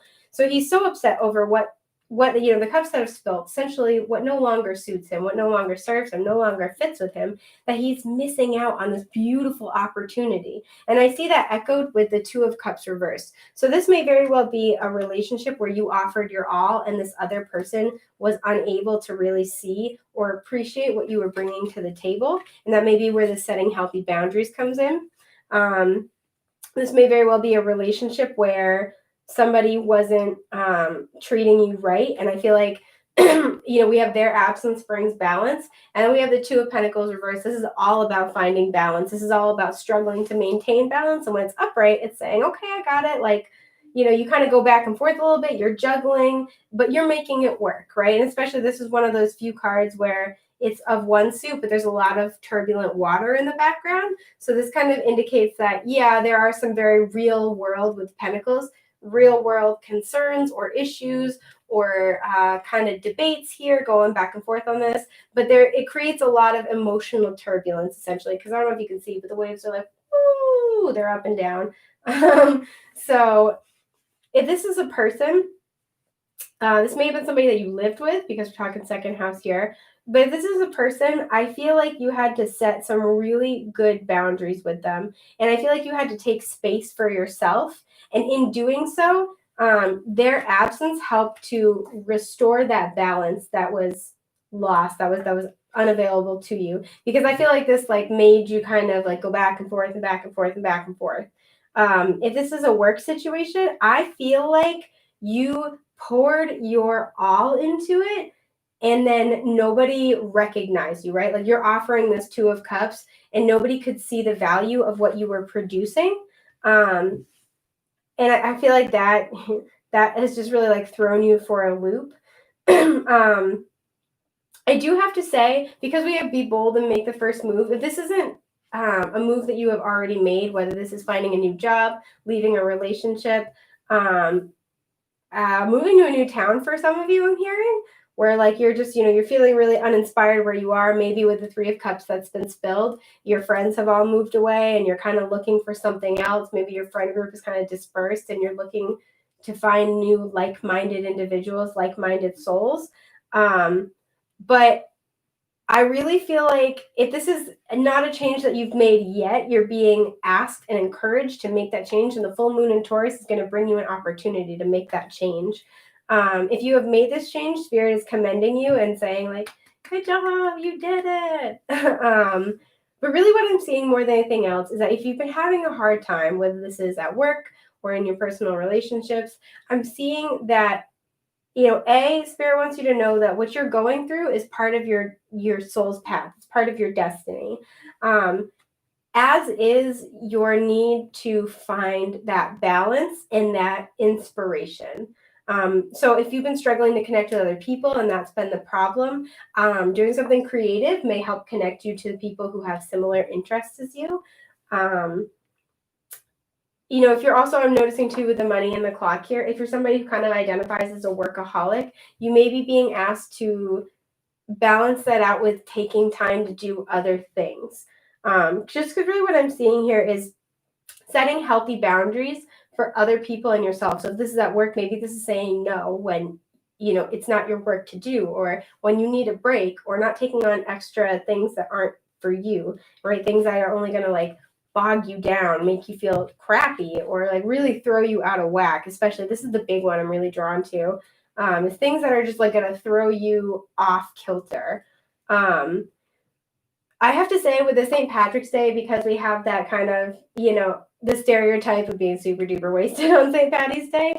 For some of you, and this is a very select few, I feel like if you have struggled, especially with all like the cups energy, if you have struggled with having a healthy relationship with alcohol, I feel like you are either considering or being asked to consider setting boundaries, especially if you have people in your life who try to pressure you to go drinking when maybe you don't want to, or try to tell you, you can't if you feel like you've earned it. You want to go do, you want to like be like, hey, I should get to go out with my friends and have a beer or whatever else it is. But I just get this feeling there feels like there's something about alcohol use in here. And I'm not a certified mental or physical healthcare professional. Please do not take this as professional advice. But I kind of get that vibe is that, because we have, again, a lot of things about balance. So this is the Libra energy, the Justice card energy, but it also reminds me of Temperance, because Temperance is about balance, moderation, and patience.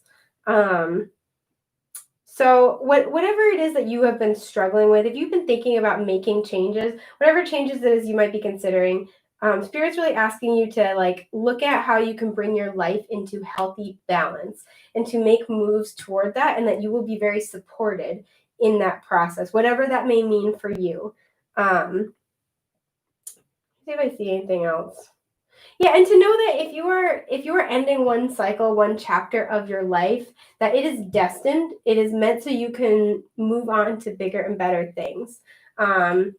If you have, I'm also noticing too, if you're in that situation where you've been working really, really hard and perhaps you've just been on it at work, I do feel like you're going to be rewarded for that. Things are moving in your favor, especially if you've had to like maybe you have been out of balance, like you've been spending most of your time working. You haven't really had a lot of time to go out with friends or to spend with your partner. I feel like this is asking you to bring in that balance for yourself and know that you will still be rewarded for the work you've done, right? Like you're not going to lose any clout. You're not going to lose ground.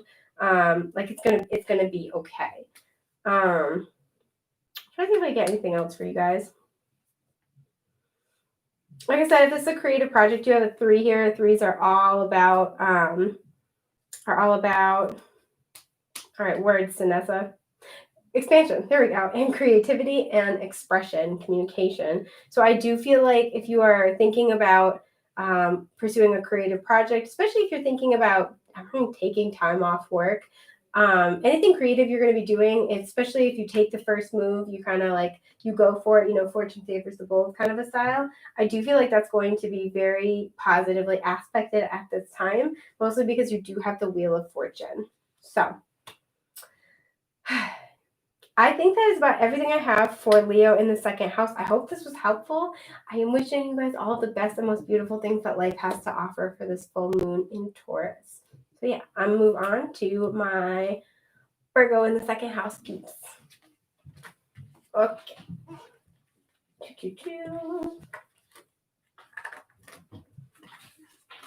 Alright.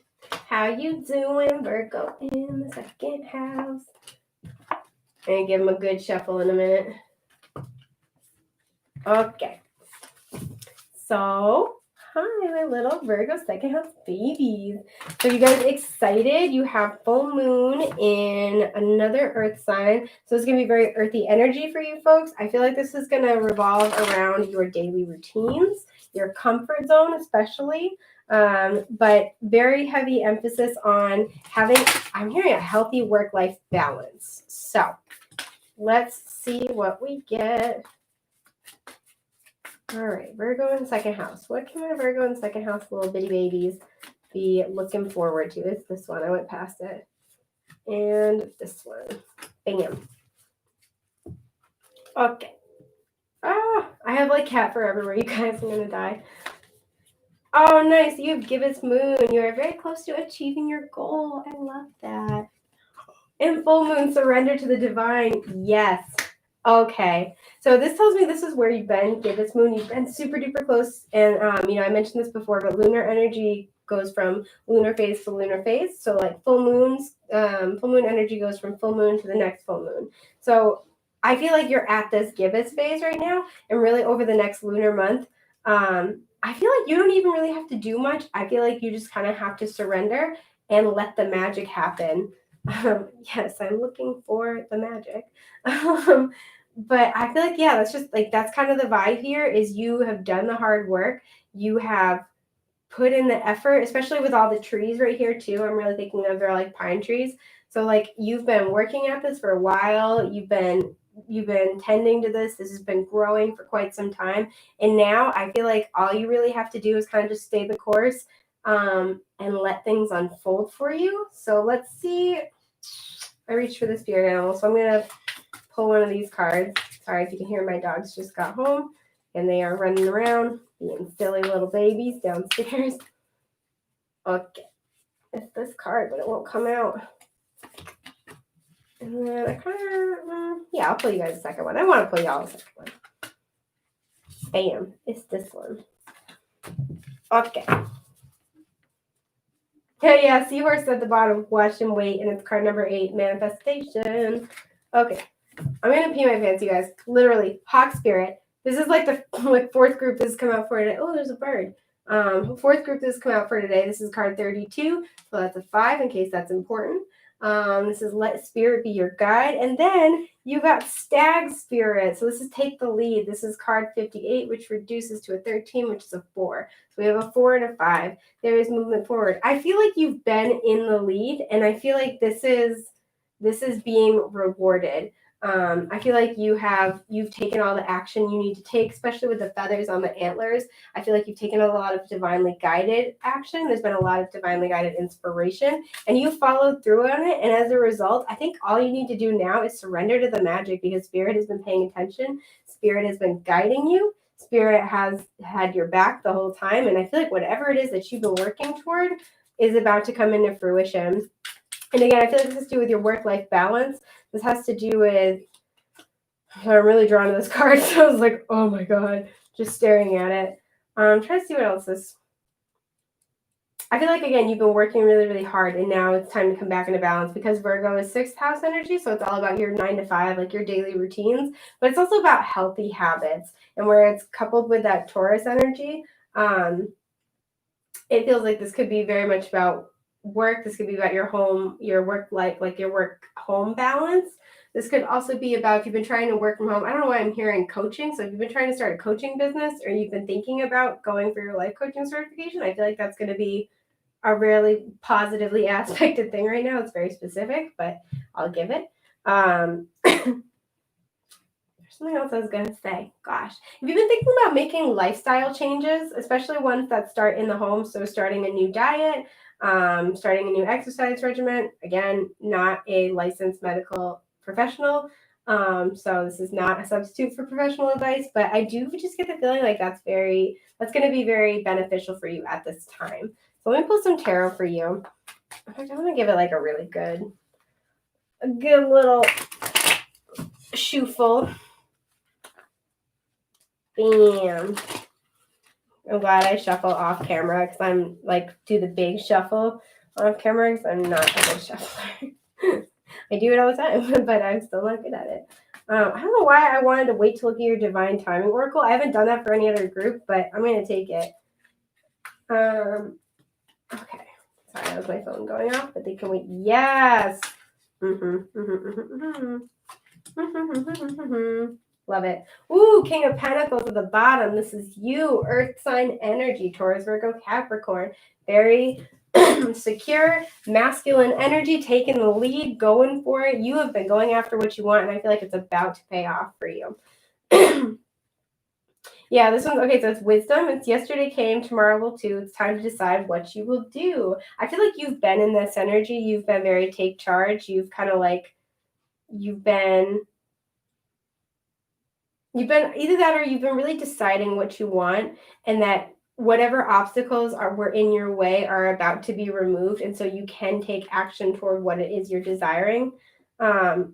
Okay. So this says deceiving. They might be back, but honey, they whack. There we go. So this may have a lot to do with, this could be a person that you're involved with, but what I'm really seeing is whatever this situation was, I feel like you have been making changes in order to leave it behind, again, to have a better balance, to be healthier in that regard. And I say that because we had the World card flip over. So this is card 21, which is a 3. And that is the end of the major arcana, right? This is the end of a big soul cycle to prepare for this next part of your journey. It's been coming up a lot in both like readings I've been doing on YouTube and Instagram, as well as like private readings I've been doing for people, like a lot. So people are, the collective are wrapping up these major cycles. And for you, I feel like this is not a person so much as this is like, I don't want to say you deceiving yourself, but again, it's that self-limitation of what we kind of make excuses for because we're comfortable with in our life. And I feel like you are like, it feels really powerful. Like you are looking that dead on. You are calling yourself on your ish, and not to be like critical or mean to yourself at all, but to be very honest, because it's like, I always say, like, you don't have to be perfect, but you have to be honest, right? Because if you ever want to make changes in your life, expecting perfection from yourself is silly. That's never going to happen. But you have to start from a place of honesty, because if you're not honest about where you actually are, what your habits are, what your goals are, what your blockages are, you're never going to be able to overcome those and get what you truly want out of life. And I feel like you're at that point where you are looking, especially with all this red, you are looking destiny right in the eyeballs. And you are like, no more, I'm not deceiving myself, because this clock has no hands on it, which means to me, there's like it's almost it's timeless, kind of, if that makes any sense. I feel like this is something where it doesn't have to do with a certain amount of time in your life. It has to do with like energetic cycles in your life. And this also talks to ending a cycle, right? So you're not going round and round the clock anymore. I feel like you're just looking this head on, and because of that, you are releasing these massive blockages that are allowing the things that you want out of life to come to you. This is really good. This is spicy shit. All right, I got the papers. Like, oof. Okay, let's see what else you get. Yes, 8 of Wands, gonna pee my pants. Oh, 6 of Cups, gonna keep peeing my pants. I had my best friend one time, like, sit me down almost for an intervention. She's like, I know that this is just your phrase. This is like your slang, but you have to stop threatening to pee your pants so much. And I was like, no, you're right. You know me. Oh, and the 10 of Cups reversed. Okay. So for some of you, this involves family. This may involve somebody that you've known since childhood or just for a very, very long time. This could absolutely have to do with a relationship, or which I know I was like, it might have to do with a relationship, or really what I'm seeing here is, yeah, this is just a cycle that's been in place for a really long, long time. More than anything else. So if this is a person, I feel like this is somebody you have a lot of history with. I feel like with the 8 of Wands, sorry, that's my dog. I feel like with the 8 of Wands, this is somebody who, I'm so sorry, you guys. She's demanding food downstairs. My dad is very kindly preparing it for her because he very thoughtfully picked my dogs up from daycare. And then she's not getting it fast enough, so she's upset. Anyway, whole point here is if this is a person, I feel like this is, like I said, with the 8 of Wands, this might be somebody you have a lot of communication with, you have a lot of passion for. But with the 10 of Cups reversed, this is ultimate wish fulfillment, total emotional happiness, usually involving another person. It's got like kind of this romantic sort of angle to it, but it does not have to be. Again, with the children imagery on both cards, this could be a family member, but whatever this is something that's been with you for a very long time. This is something where you have very tender feelings for it. I'm feeling it really hard right now. You have very tender feelings for whatever the situation is, but ultimately it's not fulfilling for you. And I'm sorry about that. Ultimately, it's not good for you. This could be somebody who is deceptive. This could be somebody that you kind of maybe deceive yourself about. And I don't think like you're intentionally trying to ignore something, but I get this feeling of like trying to see the best in somebody, right? Especially because the 6 of Cups is about this innocent love. I was really drawn to this the other day. The little girl's wearing white mittens, but the little boy who's offering her the cup is like bare hands. So to me, that kind of difference is that somebody in this connection is showing their hand, like literally, and the other person is kind of keeping like something under wraps here. So this may be you very well, maybe you offering something, like offering your cup to somebody, and you're being very open and honest. You're being very forthright and above board. And this person is, I wouldn't say they're being shady. I don't feel like, again, it's that feeling of like intentionally deceptive, but I feel like there's just something that's not being shared. If this is something that's going on within you, and again, creating that healthy balance within you, I feel like there are childhood wounds here that you've been struggling with and struggling to heal for a really long time. And I feel like what's happening with this full moon, I'm getting like really, it's giving me a lot of feelings, you guys. Are you okay? But with this full moon, what I really see is this feels like very, very important, like very personally important to you. And again, because we also are dealing with second house, and that can deal with your home, like your material home, this could have to do with family. But whatever the situation is, this is coming to a close with the world, right? And you are finally moving forward with the 8 of Wands. I do feel like there's one more thing that has to happen. because you're at this gibbous moon. And for some of you, I have to say that I think that one more thing is there's, the Eight of Wands is about a lot of communication back and forth. So you may have to have a conversation with somebody, or there's, it can also be about travel. You may be going to see somebody to like wrap up this cycle. For some of you, you're moving away from your childhood home, or you're selling a home that's been in your family for a long time and it means a lot to you. But whatever this has been something that you've been on this journey for a very, very long time. And I feel like it's time to let it go, and you are ready. You are ready to embrace something new for yourself. And I feel like you've been getting a lot of spiritual guidance about this, a lot of signs and synchronicities. I just noticed this the other day. This wand has the initials NM on it. So those might be significant initials for you. You may be moving to New Mexico for some people, or you may be moving from New Mexico. I don't know why, take it as it resonates. But I'm really, really drawn to the fact there's one house on this card, and it's really hard to see, and it's on this hill. It's on like this like green set of hills, and hills and mountains in the tarot can represent obstacles, right? And green is the heart chakra color. So I feel like you've been through a lot with whatever the situation is, person, whatever this is to you. This is something that you've been going through for a very, very long time. You've put a lot of effort into it. And there's a lot of greenery on all these cards. So there's been a lot of growth. It's not for nothing. And even that. You can feel that. I get this feeling like it's not like good riddance at all. It's very much, again, this card says wisdom. It's very much a wise kind of a feeling of like, yeah, I don't know. It's really hard to describe. Sorry. Like, that this has helped you grow, that this has really, I feel like moved you so far along your journey. But I feel like you can also, because the world is looking at the Eight of Wands, right? The lady on the world's looking at the Eight of Wands in this placement. I feel like that it's time to move on. And you're being asked to take the lead on that when the opportunity comes up, right? Especially with this decision energy. And Spirit just really wants you to know, like, it's okay. It's okay to move forward. It's okay to, like I said, some of you may be moving homes, especially with the world and the Eight of Wands. You may be traveling. You might be moving very long distance. You may be moving internationally, especially also too with the, with the 10 of Cups reverse and the 6 of Cups reverse. You may be, this is very specific, so take it as it resonates. You may be in like a long distance connection, or you may have friends in another country, another city, another state, and you may be moving away from your family and from your home to go move toward this, person, this group of friends, this job, this, whatever this thing is that you are dreaming about. It's, because it's the 6 of Cups, I'm inclined to say it's a soulmate or it's soul family.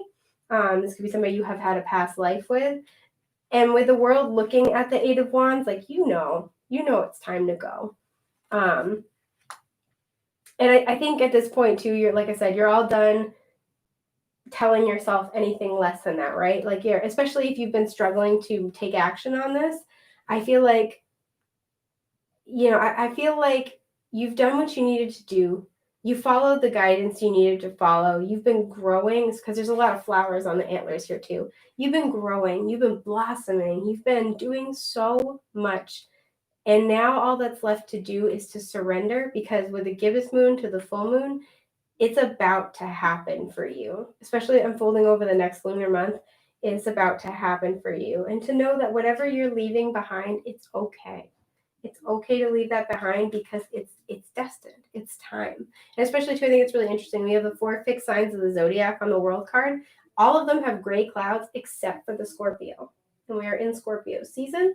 We are currently in Mercury retrograde in Scorpio.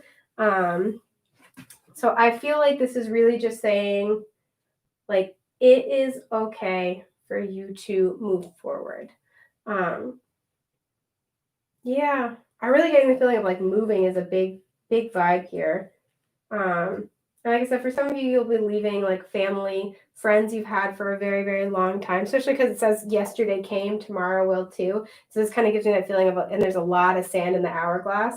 This gives me this feeling of like a very large ebb and flow of time, but there's no hands on this clock, which means kind of like time is up to me. It's this weird duality of, there's a lot of like, there's so much time is ongoing, time is always, but it's also never. Does that make any sense?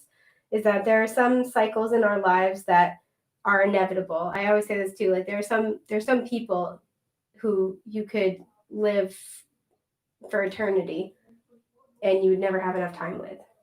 There are some feelings that you could know all the words and all the languages in all the world, and you still never have the right words to describe the depths of. And this is kind of the vibe I'm getting right here, is that I feel like you are leaving behind something that means so much to you, that has given you so much context for your own growth, is what I'm hearing.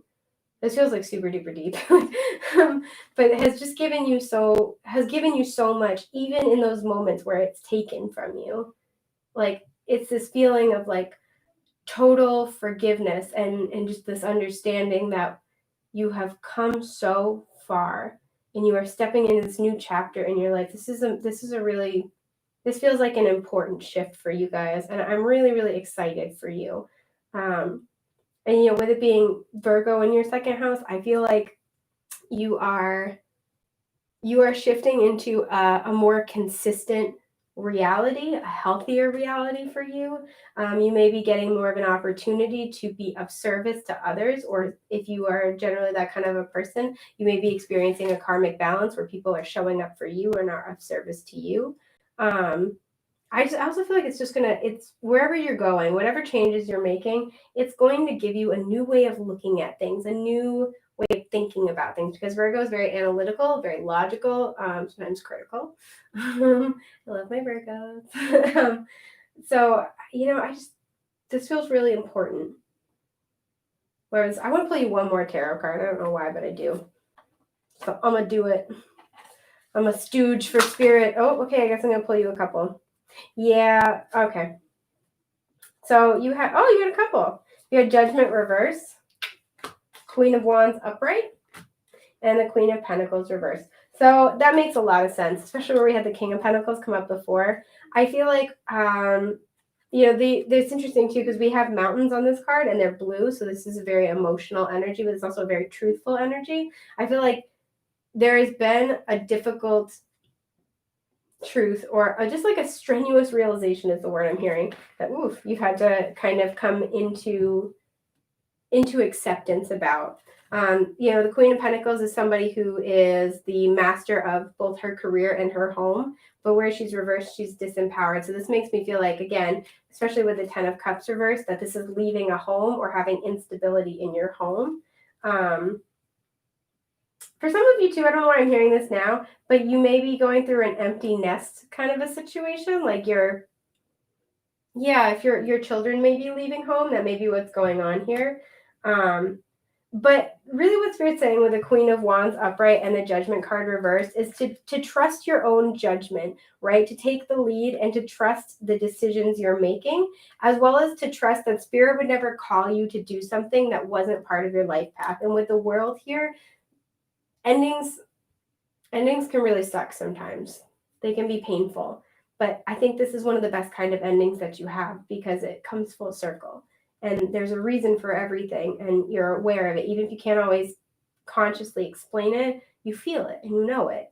And I feel like this is asking you to trust that calling, trust that knowing, trust your judgment, and to see with the past, present, future energy, that life review energy, how everything connects. Because this is, with the Queen of Wands, this is something you've been manifesting. This is something you've been wanting. You may be dealing with a fire sign. And again, we have Earth here. So Aries, Leo, Sagittarius. So that could be prominent placements in your chart. Oh, God, there's stuff in my eyeball, you guys. Okay, sorry. But this is something you've been manifesting. This is, especially with the Black Cat energy, this is something magical in your life. And to not fear it, right? You're so close to achieving your goal.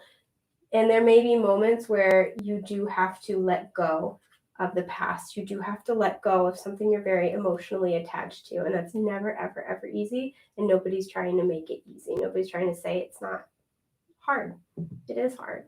But this is kind of letting you know this is what you've been asking for. So even if it is difficult and it comes in a way that you're not quite expecting, it's going to be okay. and it's going to be better than okay. It's going to be everything you've wanted. So prepare for the journey because something incredible is about to happen for you. So that's what I have for my Virgos in the second house. I hope this was helpful. If you need help with your situation, please feel free to check out my Etsy shop. I have a variety of readings, but I'll also make custom ones if you don't see something that meets your needs. I am wishing you all of the best and most beautiful things that life has to offer. Now I'm going to move on to my Libras in the second house. Bye, guys. Okay. So my little baby Libras, how you doing? Okay, I'm going to give this a mofo good shuffle, as always. Okay, so Libra in the second house.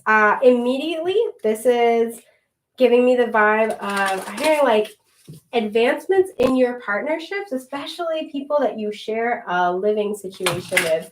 So these may be very close roommates. This could be a romantic partner. You know, Libra is all about that collaborative, cooperative energy, that seventh house energy. So I feel like, what do I feel like? I had the words, they went woo right out of my head. I feel like for Libras, I feel like this is good energy. This feels like very lighthearted. I feel like something that you've been wanting is going to finally happen for you. I also feel like you're going to get these little like little miracle manifestations about just something that you weren't expecting, whether this is like something you wanted for your home, if you and your partner have been trying to move in together, or like get a home together, or like you needed, I'm hearing like you needed something for your home and bam, it just comes through like magic. This is fun. This is nice energy. I like this. Woo! Okay, Cardinal Moon, be bold and make the first move. One of the other groups got this too. I want to play you one more though. Yeah, this just feels like good. I want to cut the deck. It's not that one. It is this one. Nice. Okay, full moon in Gemini. The answers you need are coming. Okay, so you could be dealing with a Gemini or prominent Gemini placements in your chart. The full moon in Gemini is coming up in another lunar month. So this tells me that, lunar energies go from lunar phase to lunar phase. So while we have the full moon tomorrow, this could very well be that whatever it is you need, because I was just talking about like, something you need is like, it's just going to like manifest for you. And I like how it's like the answers you need are coming. So if you're waiting on communication, you're waiting to hear an answer on something. I'm also getting with this image, there's two women on it. One has her eyes closed and the other one's looking in the opposite direction. If you and somebody else, especially somebody that you live with, I'm really getting somebody you live with. Taurus also covers work and career. So this could be somebody you work with, but I'm really feeling live with. Or want to live with, somebody you have a partnership with, whether this is a very close friendship, romantic, like we talked about, all of the above, family. I feel like you guys haven't been able to see eye to eye. You've had different visions, you've had different directions you want to move in. And I feel like whatever missing piece of information, whatever, I feel like it's a material thing, like whatever you needed to make something happen or to put you guys on the same page is going to happen. It's coming for you. Like, I wish there was a less aggressive way of phrasing that, but this is really, really cool. And so I feel like this is also saying, with people to make the first move, if this opportunity comes up, don't be afraid to pounce on it. But also, I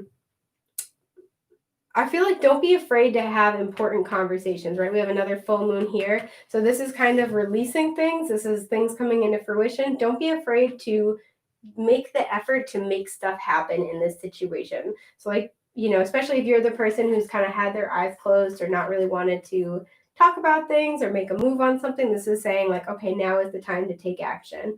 Or over the next lunar month, you're going to be getting this opportunity. And this also may be an opportunity to have very, very important conversations. So if you've been biding your time, sitting on my sweater again, sorry. If you've been biding your time, waiting to have an important conversation with somebody in your life, I do see that's coming, which I love that for you. This is great. So let's pull you some more cards. So I'm nosy. I want to see what this shit is about. Oh, I gotta stop cursing. It's really, really hard to stop cursing long enough to shoot a YouTube video, which has been a very illuminating thing for me. You're like, I don't curse that much. And I have to do like a 1-hour YouTube video and I'm dying inside. Oh gosh. Okay. Interesting. So at the bottom was seconds tick by, stop watching the time, obsessed and repressed, which to me is kind of like an unhealthy Gemini energy.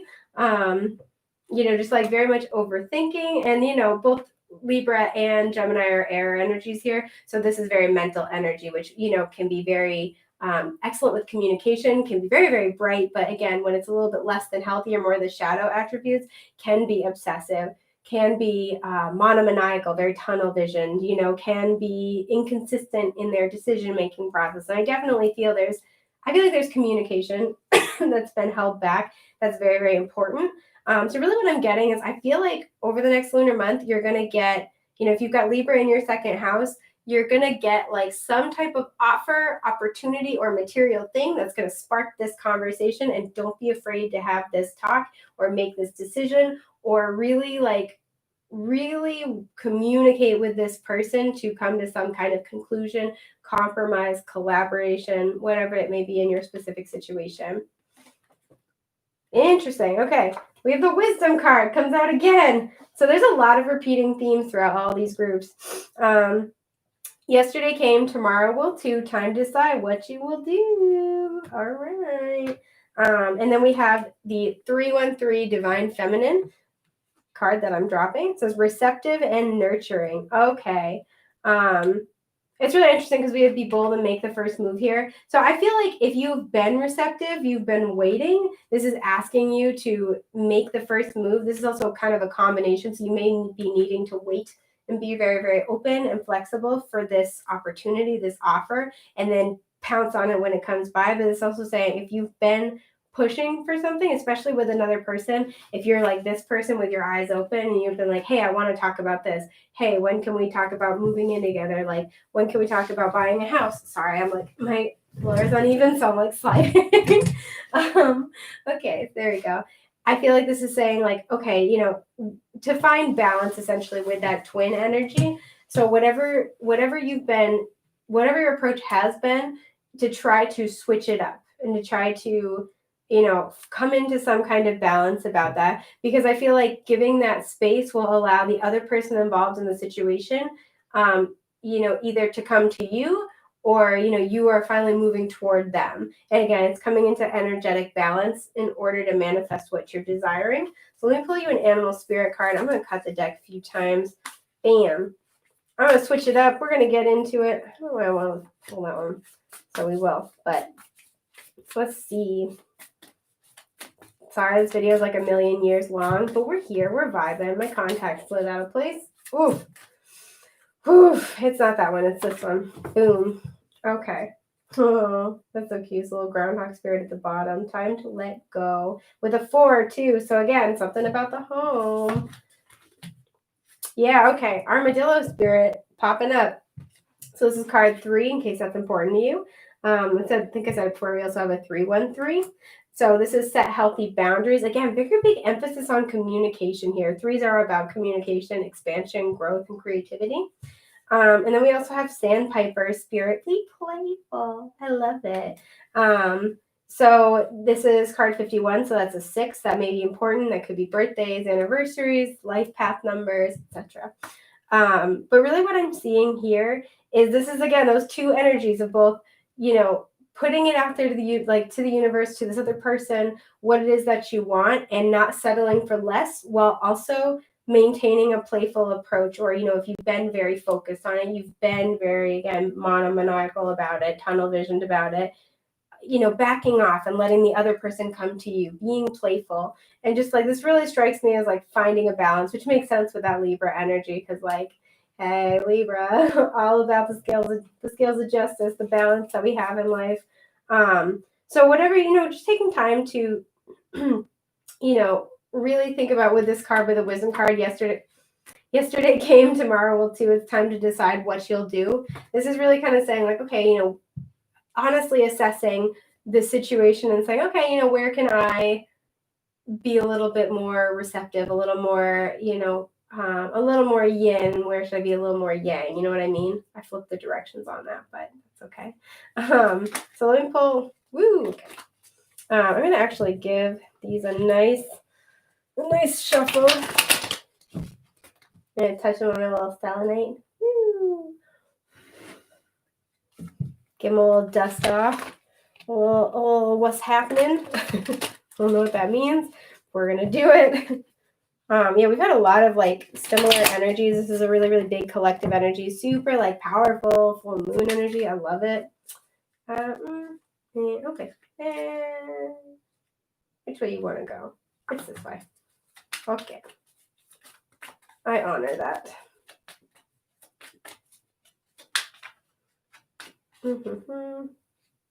It is this one. And then, no, it is like that. There we go. And then, okay. Yeah, all right. Yep. Yeah, so Page of Cups reversed is at the bottom, which means either you're waiting for communication from somebody or you need to make this step. You know, the Page of Cups can be an unexpected offer. This can also be an apology. But this is just like an emotional, like a message about a situation involving like your feelings. It's communicating your feelings or somebody communicating them to you. And you'll know what applies to you in your situation, but these are funny. Okay. Yeah. So we have the Sun. We have the Hangman reverse. We have Death. We have Queen of Swords reversed. And we have Four of Swords. Okay, so this is pretty much more of the same here. So the Hanged Man and the Four of Swords have similar energy. The Four of Swords is like non-action. This is healing, reflection, meditation. You know, just taking time to rest, really, just like not making a move. And it's funny to me that we also have the Hanged Man, which when it's upright, this is Pisces energy, by the way. We also have Leo and Scorpio, and we have Queen of Swords, which is air energy. So any of those may apply to the situation, but does not have to be. So the Hanged Man, when it's upright, is like being forced to take a break, to pause, to suspend. It's usually divine blockages or intervention in order to get you to see the situation differently. When it's reversed, it can talk about needing to take a break, but it can also talk about getting unstuck. I'm kind of getting more of the needing to step back and see the situation differently. But for some of you, if you've been stuck for a while, this is indicating that you are coming out of that, especially with the Death card. This is, you know, this is changes. This is also major illumination. So I didn't notice this till the other day, and it's hard to see from where y'all are. But there's the little pillars right here that are on the moon card. And the moon is all about things being hidden, not being able to see things clearly, being unsure, uncertain, dealing with your fears, your subconscious. But on the Death card, the pillars where the moon usually is, there's the sun. And that's illumination. That's joy. That's forward movement. That's success. And what we have here, but the sun card. So to me, what I'm seeing here is to try to be very flexible, try to see the other side of the situation, and whatever your approach is to try to find balance in it, right? So if you're normally the Queen of Swords upright, where you're like blunt to a fault, or you're like, hey, we need to talk about this right now, especially where this is very Libra energy. You know, she's known for being a little bit cold sometimes, but she just has excellent boundaries more than anything else.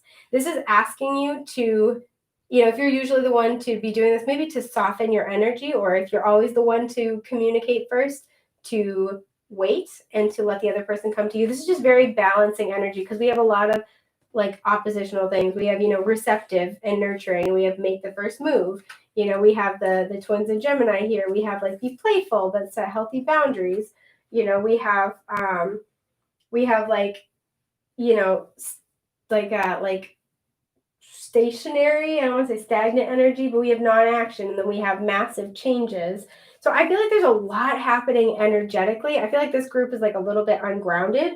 So grounding might be beneficial for you. But really what I'm seeing here is this call to come into balance with whatever this situation is. And like I said, I do feel like you're going to be getting something, and that's going to be this Death card energy, where you're getting something that's going to give you an opportunity to get unstuck.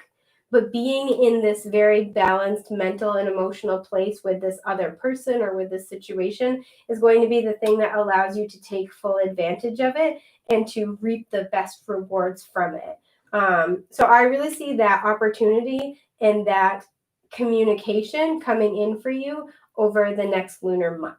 So I think that's everything I have for my Libras in second house. I hope this was helpful, and I'm wishing you all the best and most beautiful things that life has to offer. Now I'm going to move on to my Scorpidorps. Scorpidorps in the second house. Bam. You guys are so patient being with me for this long ass live stream. All right. Bam. Doing some shuffling every day. Shuffling. I know. Eventually I'll stop making that joke, but I'm just not there yet emotionally in my mental maturity. I'm still laughing about it. Okay. So. All right, Scorpio in my second half. Please, how's it going? We're in Scorpio season. We also have Mercury retrograde in Scorpio, so this could make issues with communication, technology, and transportation around your home or your workplace extra difficult. I'm getting for some of you, if you've been trying to put some type of art online, it's been hard. Maybe it's been difficult to get access to the equipment or the software you need. I am hearing it's going to work itself out, just to be patient for a little bit longer. Wow, I don't know why I'm also tasting and smelling peanut butter and jelly super strongly. So maybe that has some type of special significance for y'all. When I think of peanut butter and jelly, I think of like simple comfort, kind of like, things like the first thing you learn to make when you're a kid. But it also reminds me of when, you're trying to be very budget conscious and you're trying to, stretch your dollar, and when things are a little bit more lean. So if you've been going through some financial hardship, I do feel like it's going to shift. It's going to change. So having Scorpio in your second house, I feel like can be a little bit difficult because Scorpio and Taurus, which rules the second house, they're opposites. They're oppositional. On the zodiac wheel, it's also called a 7-7 sun pattern or a sister sign. And realistically, all kind of sister signs have some common element that runs through them. They just have different ways of expressing it. So, I'm trying to think of how I want to say this. I think like a lot of people don't like oppositional energies in astrology, but while they can be very, very difficult to work with while you're kind of growing and learning and maturing, I think once you learn how to understand both energies and you bring them into balance and you know how to keep them in balance, this becomes a point of strength. So if you have Scorpio in your second house, I could see issues around. You might be somebody who changes careers a lot or moves homes a lot. It could be hard for you to establish security, and you might have this like awkward, this awkward love-hate relationship with routine or stability. Not stability like you're not a stable person, but like, again, staying with a job for a very long time, living in the same house for a long time, the same city for a long time. You may be somebody who changes up their eating habits a lot, or you may be somebody who gets very, very into certain art and musical movements and then just like changes your mind. And I do feel like you are being challenged to find the common element between the two, to bring those two energies into balance, and know that being adaptable, like that Scorpio energy, that 8th house energy, can be a huge asset, but also being able to maintain stability or be able to maintain routine with that second house energy is essential. You need both. You can't be too rigid, but you also can't be too fluid or too disruptive.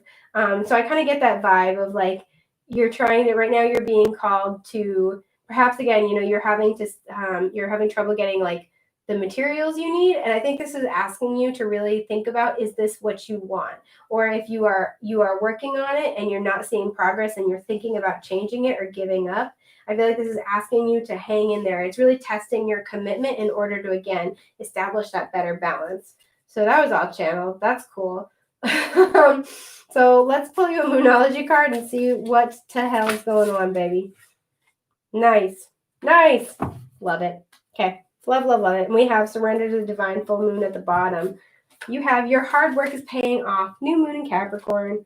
And luck is on your side. New moon in Sagittarius. So I love this because it's, we go Scorpio, Sag, and then Cap. So this to me is a progression.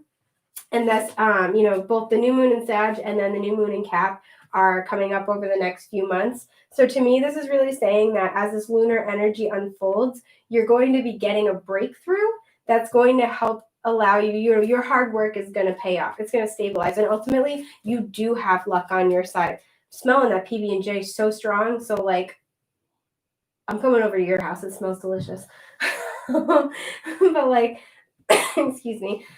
You know, to me, something I always see with this card too is that spirit's, you know, keeping an eye out for you. They're not going to let you starve. But this is to me to kind of master that, again, that sister sign energy, and really to come into greater balance within those two energies. Yeah, so let me see what else comes out, because I'm curious. No, I want to pull you an animal spirit card next, or spirit animal. Okay. Woo, okay, you guys got 3. I like it. You have 4. This makes so much sense. Okay. So let's get into it. We have Peacock Spirit, Let It Shine. This card 46, which reduces to a 10, which is also a 1. In case you a numbers girl like myself, or boy, or person, or you're a numbers freak. Yeah. Okay. And then we have Wombat Spirit, Be at Home, card 68. So that reduces to a 14, which is a 5. We have Antelope Spirit, Life is Speeding Up. That's a card 2. And this is one of my favorites. We have Coyote Spirit. This card 16, which reduces to a 7. And this is Trust in Divine Detours. I say that because I have a very weird affinity for coyotes. I know they are not everybody's favorite, but I love coyotes. They're great. So yeah. So really, I think, first of all, the first thing that caught my attention is that we have Be at Home, which is very Taurus energy. And then this card reduces to a 5, and 5s are all about changes and challenges, which is kind of Scorpio energy. So right there, I feel that like, that kind of like, oof energy. I feel like with Antelope Spirit, there's a lot of energy here, and you can feel it. You can feel it moving forward, but it's hard because right now you may be struggling in some kind of, especially materially, you might be struggling a lot. And this is just asking you to trust in the timing, trust in the detours. Because with the 7 here, it's also all about your spiritual growth. And with the Peacock Spirit, again, if you're really trying to pursue something creative, excuse me, I had to burp, or you are starting your own business, something like that. I don't know, I heard for some of you, building your own home. That's really weird, but I'm going to throw it out there. This is just really Spirit asking you to, like, just trust in yourself, right? Peacocks are meant to stand out. They're meant to be seen. But they're also usually, I always take them as like a symbol of like creative potential and entrepreneurial potential for like what you're putting out there. So this is just really asking you to like keep going, because your hard work is going to pay off. You do have luck on your side, and everything you are going through is part of your spiritual journey right now. And I feel like, God, I love the eyes on this coyote card. Sorry, I'm like drawn in by them. They're like little ambers. I'm just like, hi. But they're so pretty. But I do feel like things are going to be picking up, and I do feel like the energy is picking up, and it's going to speed up for you very, very soon. That's also very much the Sagittarius energy too. So hang in there if you're going through a tough time financially, because you are going to see some shifts. And I feel like this next lunar month is going to help bring that in for you, or maybe it's just sticking it out for another lunar month. Interesting. Sorry, it says inebriate illusions. Time is an illusion. Release your confusion. It's got a poppy on it, which is nice because poppies are the symbol of death. So Scorpio energy, and poppies are also a symbol. Okay, so that's associated with Scorpio. So that tells me there's a change coming, right? It's not going to be, you're not going to be stuck like this. There is a shift coming for you in terms of what you're creating, especially. Yeah, it says decades will come and go if you don't choose to grow. So this is growth. Now you can't see it. Sorry about the glare. When leaves hit the ground, be sure to look around. Fall. Okay. So at the time I'm filming this is very much the season we're in. Yes. Boom. Sorry, I'm going to like pee my pants. Beginnings and endings are one in the same. 0, 0, 0, 0. To me, I always associate this with the Scorpio energy and with the death card, because it is, all endings are just opportunities for new beginnings. All death is just a rebirth in disguise. So I feel like this is pushing you toward that rebirth energy. Since we only got one seasonal card, I do feel like this is going to be resolved by the end of fall, especially with Sagittarius and Cap energy. I feel like by the end of the year, you are going to see a breakthrough in this. I think it's really interesting too. We have it's either a branch or it's a bridge. I think it's a branch that's going up this way and it's mirrored in the water below. So this is very much that manifesting energy of as above, so below, but it's very, very circular as well. So this kind of tells me that this is going to, you are going to see an end to this. This is going to come to an end. It's going to come full circle. This isn't forever. Things are going to be improving. And all of this is for your growth. Like we said, God, that feels good. It feels good to be right. It's not me. It's spirit. I ain't shit. But that feels good. I like that part. So let's pull you some tarot about your situation. This is I've struggled, gone back and forth on some of the tarot for the other groups. This feels very self-assured. Like I'm pulling the cards without having to hesitate on it. Yeah. So I do feel like this group kind of knows a little bit more of what they're doing. I want to say what I said before too, which is that which is that both Scorpio and Taurus are fixed sign energies. So when y'all have your sights set on something, there's a lot of security with it. But the issue is that sometimes you can get a little rigid in your thinking, and especially where they're oppositional signs. This is really asking you to find the balance between the two and not, Scorpio is really known for obsession, which is why I laughed at the obsessed and repressed thing earlier. But I didn't know that was another group. I apologize. But that is what I was thinking about. But Scorpio is really known for obsessive thinking. So I feel like this is kind of asking you to try to really grow your thinking about a situation, right? Try to grow your thinking about how you conceptualize your career, what you're creating, how you conceptualize endings and beginnings. And just kind of whatever this may represent for you, how you conceptualize detours or, with the life is speeding up, how you react to fast moving energy or what you think about when the energy's not moving fast enough. All of this is targeted to help you grow and to evolve both of those energies. Because again, when you have oppositional energies, when you do bring them into balance, I always view that as a damn powerhouse. And I love to see that. So this is kind of asking you to do the same, to try to really see the balance in it, see both sides of it, and to, I don't know, I'm really hearing support both sides of yourself, build them up together. Because I'm really drawn to the arch, right here. I know you can't really see it that well, but you have these oppositional energies, right? And to build upon both until they meet in the middle, if that makes any sense. But that's just what they're showing me. So to really feed both sides of yourself and not to obsess over one or the other. That's what I was trying to say earlier. Not to smother one or the other. I don't know if I liked what that rhymed or not, but we're here. We're going to deal with it. So let's see what your cards are. Yep.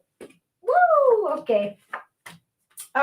So Ace of Swords reversed, the Louvers upright, Eight of Pentacles reversed, the Moon reversed, and the Seven of Cups. So let's talk about it. First of all, you have the Seven of Cups, and this is all about confusion. To me, this is like a mini moon energy. It's where you can't see things clearly. There's a lot of illusions. It's really interesting, too, because there's one cup where it's got a laurel wreath in it representing victory. But if you look at the cup really closely, there's a skull on it representing death. So this could be something that looks very favorable, but ends up not really being viable. But this also could be something where it looks like victory, and it's not saying it's not, but there is transformation that occurs, right? There is something that needs to change in order to get that victory. A rebirth is triggered by choosing that path. But this is somebody who's overwhelmed by options. This is somebody this is also called shiny object syndrome card. This is somebody who is always chasing the next thing. So if you've been stuck somewhere for a while, you've been really having to stick it out. I don't know why I'm getting the image of somebody investing a shitload of money in trying to pursue one particular avenue, and they lose steam and they kind of don't want to do it, but they don't have another choice because they have to financially. If that's the case here, Because I'm also seeing the Eight of Pentacles reversed. So this is all about honing your craft. This is about working very long hours. This is like, but you love doing it. You know, this is something where you're so invested in it, working so hard that you almost lose track of time. Nothing else exists. So like, I feel like, you know, these kind of energies might go together, and that you might struggle with really picking something and sticking with it, or you may struggle to see things clearly. Maybe it's one of those things where you think you'll be really into it, and then you try it and you're like, oh gosh, I just don't know if that's a good fit. And I feel like with this Ace of Swords reverse, you have a hard time seeing your options clearly. Maybe you're somebody who, you know, with this Lovers card, maybe you're somebody who always likes to work alone when really what you need is to work with a partner, and maybe you're stuck in a situation where you're working with a partner and you're uncomfortable with it. You know, you may be somebody who usually likes to work with somebody or likes to have that, I'm so sorry, that one-on-one connection that like you feel like you can function better like that, but maybe you're being called to work alone. Because it's really interesting. We have one person here, one person here. We have two dogs right here. Well, it's a dog and a wolf, but like two of you know, the same species. And we have two humans here. So I feel like whatever this is, you're struggling to understand how you're going to work best. You're struggling to understand what's going to be the best fit for you, where to invest your energy for the biggest and best returns. And I feel like you've had a hard time seeing that clearly. However, with the moon reversed, this is talking about that this is coming to light. And I mentioned this in the last group, I actually think, because the death card came out. There are two pillars on the moon card, and in the corner of the death card, the two pillars are there, but the sun is shining between them, right? Which indicates that, you know, a new dawn is on the horizon. Change is happening because what was hidden, what was confusing, what was difficult to navigate is now illuminated. You are enlightened. You are empowered to make a different decision. And with the Ace of Swords being all about breakthrough, truth, communication, clarity, like aha moments, whatever you are struggling to see clearly, I feel like it's going to be, I'm also really drawn to the sun right here in the Lovers where it's like super bright.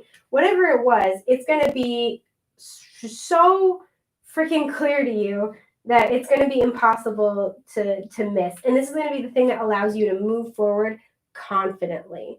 I'm not really getting a huge relationship vibe here, I'm being honest, if I'm being honest. But if this does revolve around a relationship, I feel like you are going to learn to work together in a way that maybe you have struggled to in the past. I'm really getting, again, very much a work situation here. This could involve a Gemini. We also have Cancer, Pisces kind of energy right here. And especially with this being Gemini energy, and Gemini is all about, you know, it's Mercury energy, so it's the mind, it's communication. This is very much, to me, the energy of finding balance and harmony in your mental body, in the way you conceptualize yourself. And again, that kind of oppositional energy of like how you conceptualize these two aspects of yourself. So this, you know, I'm not going to lie, this is a challenging placement to have. So hats off to you if you're dealing with it. But I do see that as as you see it clearly and you learn to work with that within yourself, I see immense potential. I see a lot of rewards, because once you have that, that harmony, once you have that, gosh, what's the word? Like that self-mastery, once you've gone through all of that and you kind of like are ready to start the next phase, you're just like, it's this empowerment, right? It's this, yeah, I don't know. So it's also worth mentioning too, we've had Pluto, which rules Scorpio. We've had Pluto retrograde in Capricorn from February of this year to up until October 4th. It just went direct. So when it's retrograde, Pluto is often a time to look at, look at different situations in your life and see where you get opportunities to contemplate where you need to make major transformation and changes. And usually then when it goes direct, you are presented with opportunities to act on those changes or to make those changes. So I do feel like if things have been slow for a while, again, particularly in that second house energy of career, material wealth, self-worth, self-value, self-concept, and creative as well, I do feel like you've had opportunities to really sit down and look at where you want to go. And that may have been difficult with this divine detours kind of, it's coyote energy.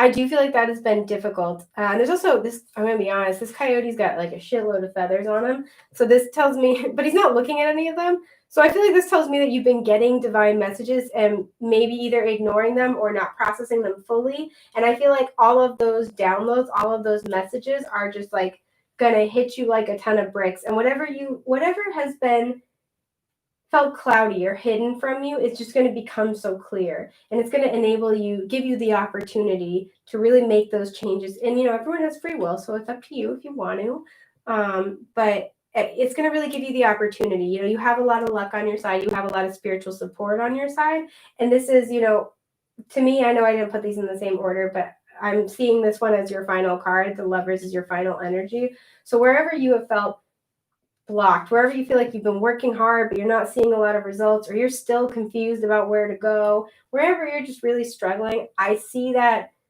I see it all coming together for you.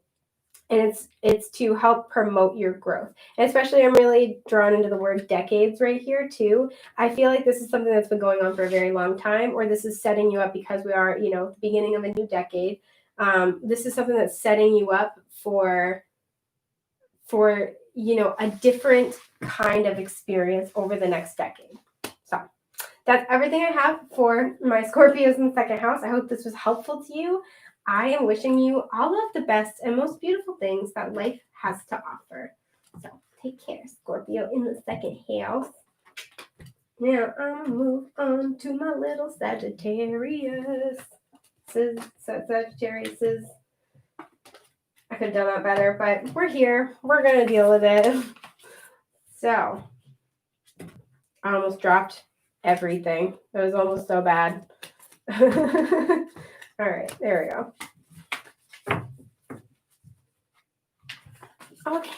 Hello, Sagittarius in second house. How are my sweet little babies doing? Okay.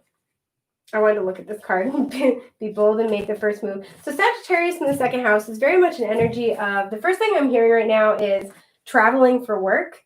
So if you've been thinking about relocating for a job, especially, or just doing more traveling for work, that looks really favorably aspected right now.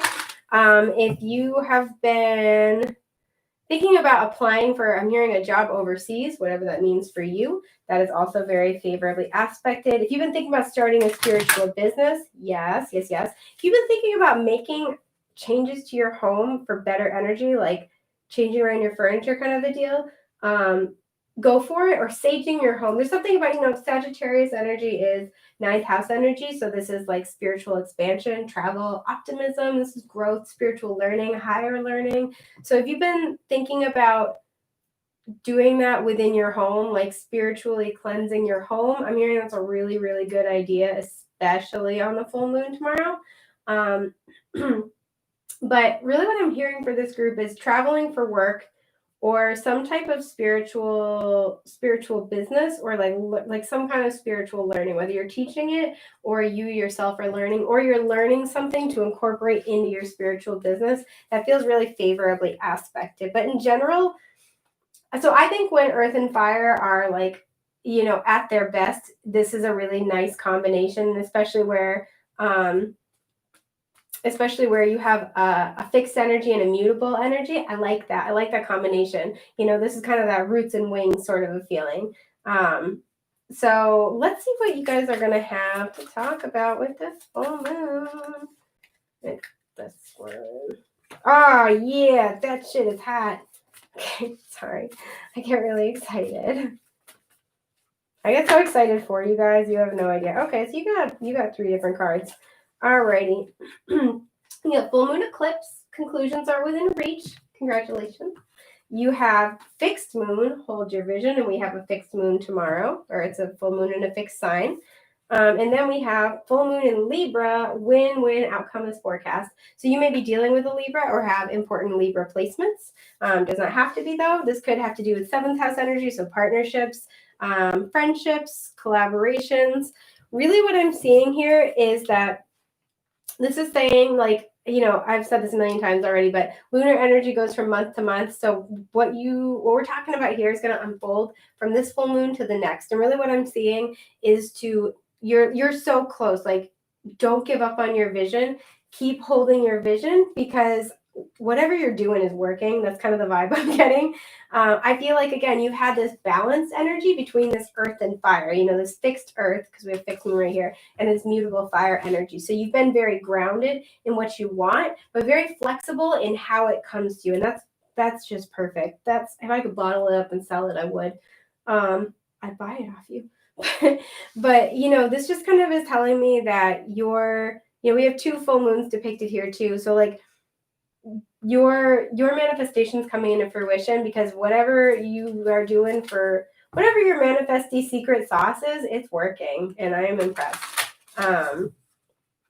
So keep up the good news, or good news. Well, there you go. Keep up the good work. Yeah, I cut it, and 555 is in the middle, by the way. So there are changes happening. What you want is coming to you. Again, there is a focus on partnerships, but it does not, or an emphasis on partnerships, but it does not have to be. And not all partnerships have to be romantic. It's worth considering. All right. So let's pull you an oracle card, darling. Or 2 or 3. Because I always say I'm just going to pull like a reasonable, modest number of cards, and then like it never happens like that. It doesn't. I want to pull 3 of these for some reason. This is a really nice vibe. I'm liking this placement right now. So whoever's energy this is, like, I like it. It's got to be nice to be you sometimes. Excuse me for my burp. Alrighty. I'm also going to pull, I want to pull them all first and then look at them together.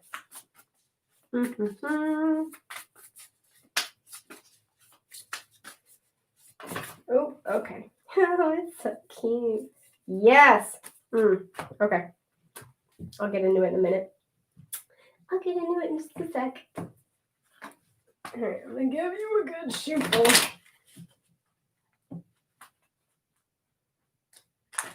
Oh, come on. I'm going to give it another good shuffle because I botched that one a little bit. Shuffling, not a strong suit of mine. Come here, you. Okay. One more and then we're done, okay? Yeah, like that. Boom. One of those. Whoa. Okay. I don't feel like that's it. Sorry. Okay. I try not to look at them if I can help it, but I did see that one. It is most dope, sir. Okay, yeah, Ace of Wands reversed at the bottom. You've been waiting for this. I feel like you've been wanting this.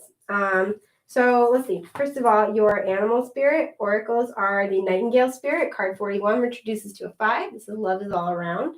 And we have Pig spirit, which is just so cute. It's card 47, which is an 11, which reduces to a 2. It's use your mind wisely. And then we have Spolder spirit right here. Card 56, which is also an 11, which reduces to a 2. It's make your dreams real. So with all the 2 energy, this really does make me think of partnerships. I feel like you're experiencing a change in your partnership. I feel like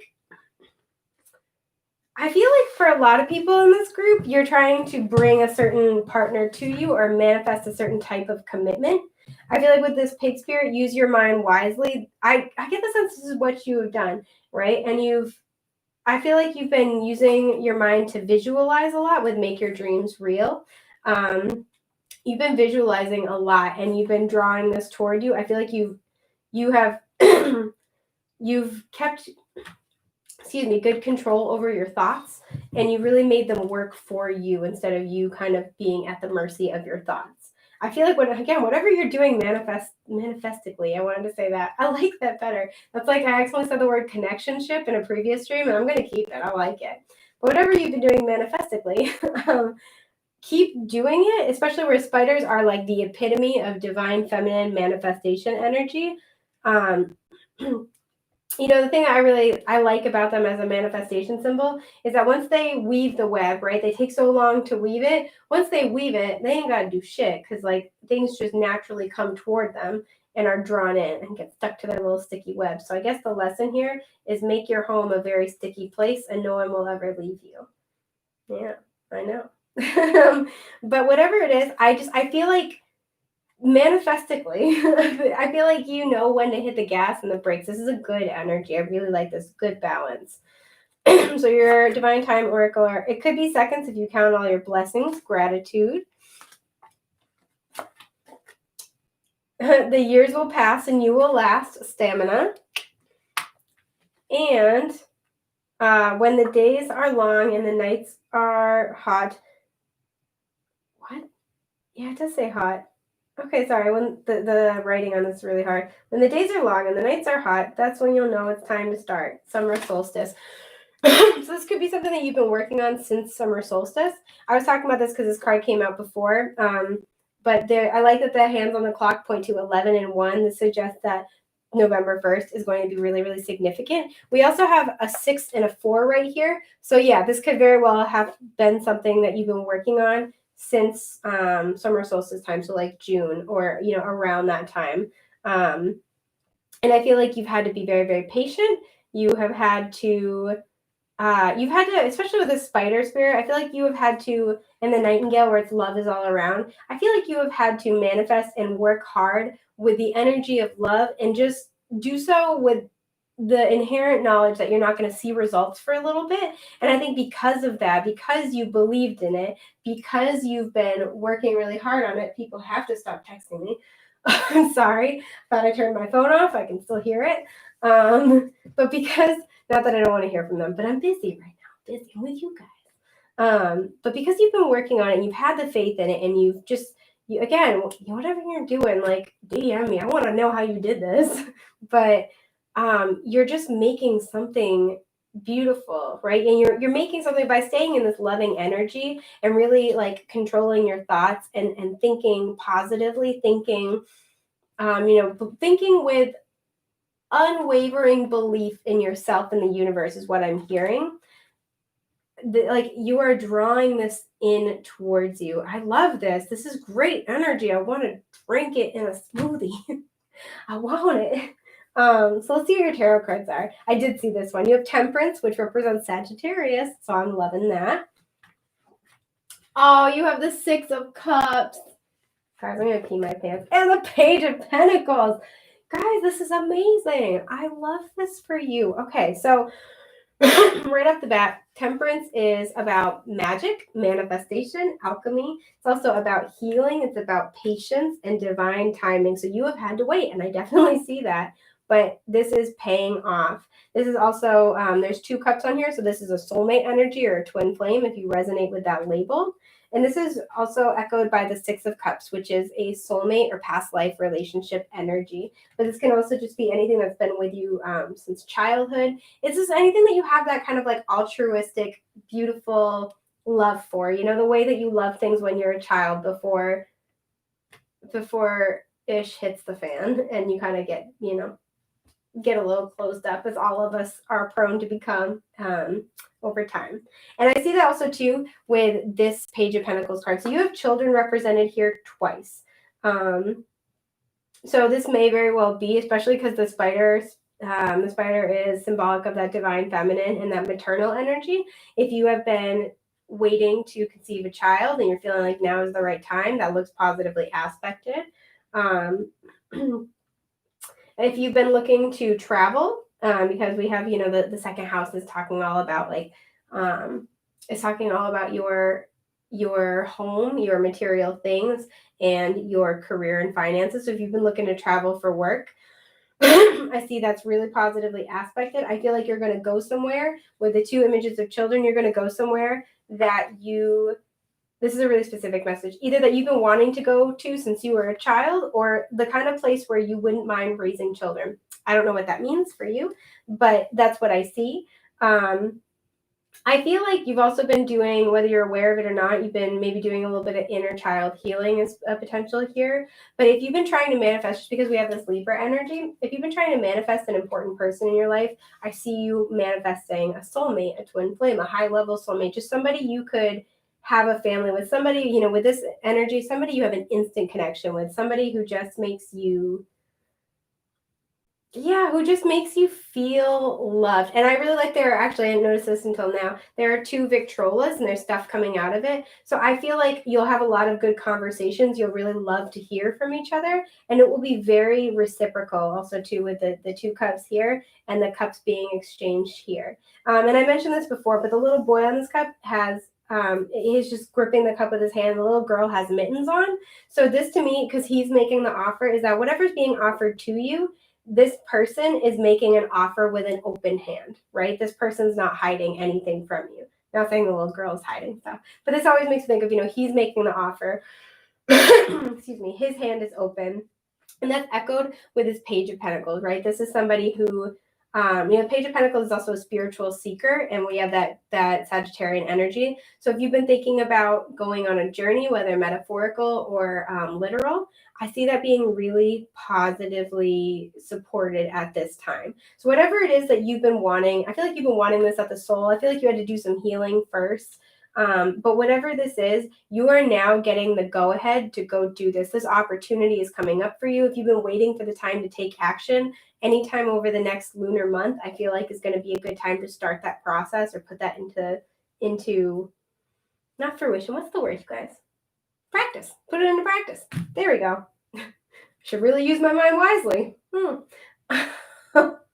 But yeah, also too, if you've been asking about, I'm getting this right now, if you've been asking about a Sagittarius or an earth sign that's potentially a little bit younger than you, or very specifically a Sagittarius with a child, I see this being very positive.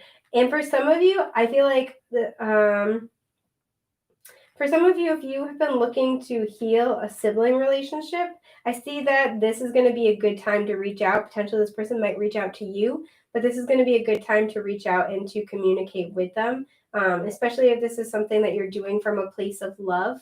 If it's been on your mind for a while, I feel like the time is right to do that, because there's going to be any interpersonal connections you have that you want to heal, you want to fix, you want to create, you want to bring into fruition, into manifestation. This is very positively aspected because you do have a win-win outcome that's on the table. So I love this. Do I want to pull one more? Yeah, I'm gonna pull you one more. I gotta know. I am spiritually nosy to the nth degree. Oops, it's this one. And is it this way? Is it this way? It's this way. Is it? Okay. So it was the 9 of Cups that came out reversed. And to me, what this says, and the Strength cards at the bottom, I see you've had to be very, very patient, and you've been patiently waiting for your wish, and it's coming. It's coming to you. There's a lot of yellow in all these cards too, so there's going to be a lot of joy, a lot of celebration. I looked it up at one point because I was curious, but there are yellow irises on the Temperance card, and yellow irises specifically talk about like a reignition of your passions, talk about a lot of joy and just like happiness. It's a beautiful energy. So this is gorgeous. I'm so excited for you guys. If you need help with your specific situations, check out my Etsy shop or DM me. I make custom readings as well to fit your needs. But this is beautiful, and I want to know what you're doing manifestically, because I want some. So yeah, I'm wishing you the best and most beautiful things that life has to offer, and I am going to move on to my sweet baby caps. Bye, guys. Okay.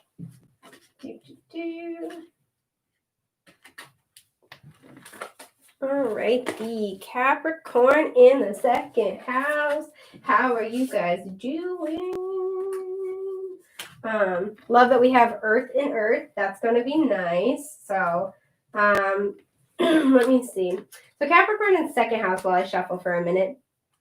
Y'all know how to get some money. Either that, or if you struggle financially or consistently struggled financially, this is a major part of your life journey, is to have that kind of stability and that kind of status, that legacy. I don't know why I had a hard time with that word. That legacy, you are to be well known for what you have accomplished, whatever that may mean to you, whatever stability means for you. It doesn't have to always look the same way. So let's get into it. We've also had a lot of important transits through Capricorn this year. We had Saturn retrograding Capricorn for, it was, let me see, May, I believe May until the end of September. So that's a nice hefty like 4 months.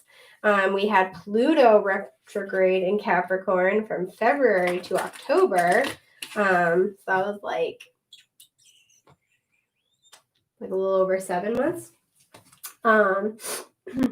Because the end of February, February 23rd. So, and we had Saturn in Capricorn for the last 3 years. It went into Aquarius earlier this year, went retrograde, transited back into Capricorn, is now direct and is transiting through Capricorn and will be in Aquarius, I think by the end of the year, where it will remain for the next 3 years. So Capricorn is the house of like life lessons, karma. This is your financial stability. This is your legacy. This is, this has been some tough stuff. So where, we had Saturn and Pluto retrograde in Capricorn. This is not an energy that is here to mess around. This is real surreal. So you may have been feeling it if you have very prominent Capricorn placements. And in your situation, you might have been feeling these changes happening, or these very, very difficult lessons happening in your career sector or financially. So I mentioned this before, when Pluto is retrograde, it's a time for us to really look at our lives and decide, especially, depending on where our Pluto placements are or what's in our 8th house, and where Pluto is retrograde. It's a time for us to really look at those areas of our lives and decide, where we need to make adjustments, what we need to tear down and build something better, essentially. So, where you've had both of these planets retrograde in Capricorn until recently, this is now a time when you are being empowered and you are being given the opportunities to make changes to your 2nd house energy. So this is very, very powerful, I feel like, for my Capricorns in the 2nd house. This is a time where you're looking at your material stability, your career, your finances, your home, your self-concept. Especially, I'm really drawn to legacy and status for some reason in this particular situation. Normally I don't. But this is where you look at yourself and say, what do I want for myself? What's going to make me, what did I come here in this life to do? And how do I get there? It's a very determined energy. This is a very serious energy as well. So you may be somebody who identifies very heavily with your career, takes it very, very seriously. You may like to have things in your home a very particular way. And it's not that you're trying to be controlling. It means a lot to you. And it's not like you're a materialistic person. It's just that this is something, it drives you at the soul to achieve this, right? Achievement is a big, big thing with this kind of a placement. Sorry, my phone's still going off. So let's pull some cards and talk about how this full moon in Taurus, this blue moon in Taurus, is going to affect you. Woo! I like it. I like it a lot. I like it a lot so far. I want this one. Bam. Okay. So we have the full moon eclipse. Conclusions are within reach. And the fixed moon, hold your vision. So this is perfect, actually, because it is a full moon tomorrow. It's not an eclipse, but we do have a couple of eclipses coming up at the end of the year. And we have fixed moon, and Taurus is a fixed sign. So it is a fixed moon tomorrow, and it is a full moon tomorrow. So to me, this is saying, I feel this energy of laser focus with this group, and that makes a shitload of sense. I should probably stop saying shitload, sorry. But also not sorry. So... I really feel that the floor is uneven in this spot. It's really hard to stay where I want it to be. There's this laser focus. And in this situation, there are some people with this placement where I'd be like, hey, maybe lighten up a little bit, be a little more flexible. In this situation, I feel like this is a good thing for you. So this is saying whatever you're doing, keep doing it, because over the next lunar month, there are conclusions that are coming, whether this is a resolution of blockages so you can finally move the hell forward, or you are bringing something into fruition. I'm getting the sense that there's a big blockage that you're facing, just because we have the mountains right here too. I feel like, and then we have all those trees in the way of the moon. I feel like there was something that there are like a big blockage that you had, and especially with the trees, because it takes a while. It's very earthy energy. I feel like these are things that had been there for a long time, and it was obstructing your view moving forward. It was making it hard for you to see the way forward, to see yourself in the light you needed to see yourself in to accomplish what you wanted, if that makes any sense. But I feel like I feel like over the next lunar month, you are having a massive breakthrough with that. And I feel like you are just going to be unfreaking stoppable after that. This is like intensely focused energy. So I'm going to pull an animal spirit card to talk about this a little bit more. I'm going to try to like sandwich shuffle this. I'm not great at it. Oh, and it's also maybe external circumstances. Like if you just feel like you cannot catch a break, it's been making it hard to see the way forward. Just again, because we have things obstructing the moon, and we also have, and it's like an orange, like harvest moon kind of here. So this is like very passionate, fiery energy, very like Mars energy. And Mars is currently retrograde in Aries, so that would make sense. And it's about to go direct, I think on November 9th, if I remember correctly. And I feel like it's just going to make these little mountains look like little piles of sand, whatever that means. It's just like, I feel like once this is released, once this blockage is released, once this epiphany is had, once this changes for you, and this may literally be just like Mars going direct, I feel like everything that's ever held you back is just going to be this teeny little footnote that doesn't even matter in the story of who you are and who you become. It feels so epic. I love it. I'm going to pull cards and stop gushing over it because she knows, like, what we do. I'm going to pull a couple. Oh, okay. Here we go. Interesting. So I'm actually going to take this one too because I feel like this is related. We have Parrot Spirit. So this card 45 reduces to a 9 in case it's important. It says, watch your words. I feel like the way, this is two things. I feel like the way you talk about yourself is important because of that Mars energy. It's Aries first house energy. It's all about the self. The way you talk about and see yourself is important, but I'm also hearing to watch what you say to other people. I don't normally get that message, but I'm getting that right now. Yeah, and then we have Koala Spirit, card 35, which is an 8. So this is manifestation energy. This is Spirit has a plan. And Horse Spirit, 33, master number. Freedom is yours. So you may have ascended masters working with you, but it's also maybe a time of just like massive expansion for you. But I feel like, again, yeah, you're about to break free from whatever was holding you back. Again, I feel like hold off on telling people. If you have big plans, hold off on telling people. Because I feel like with Spirit has a plan, I feel like there are some twists and turns coming up, not in a bad way, but that you can't foresee. And it's better to not, it's better to, I guess I'm trying to think of the equivalent of like, the vibe is, measure twice, cut once kind of a thing, but it's better to think twice, speak once kind of I don't know, it's a really bad thing. Like it's a really bad comparison, but you know what I mean. Excuse me.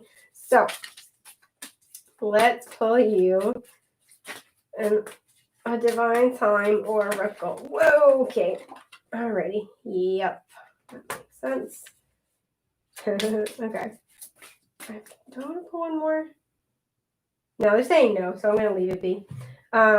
So we have, as you collect eggs in a basket, prepare yourself or blow a gasket. This is that intense pressure we're talking about, but this may also mean that whatever this is going to come to full fruition around Easter time, just because we have a lot of Easter imagery, or in the springtime.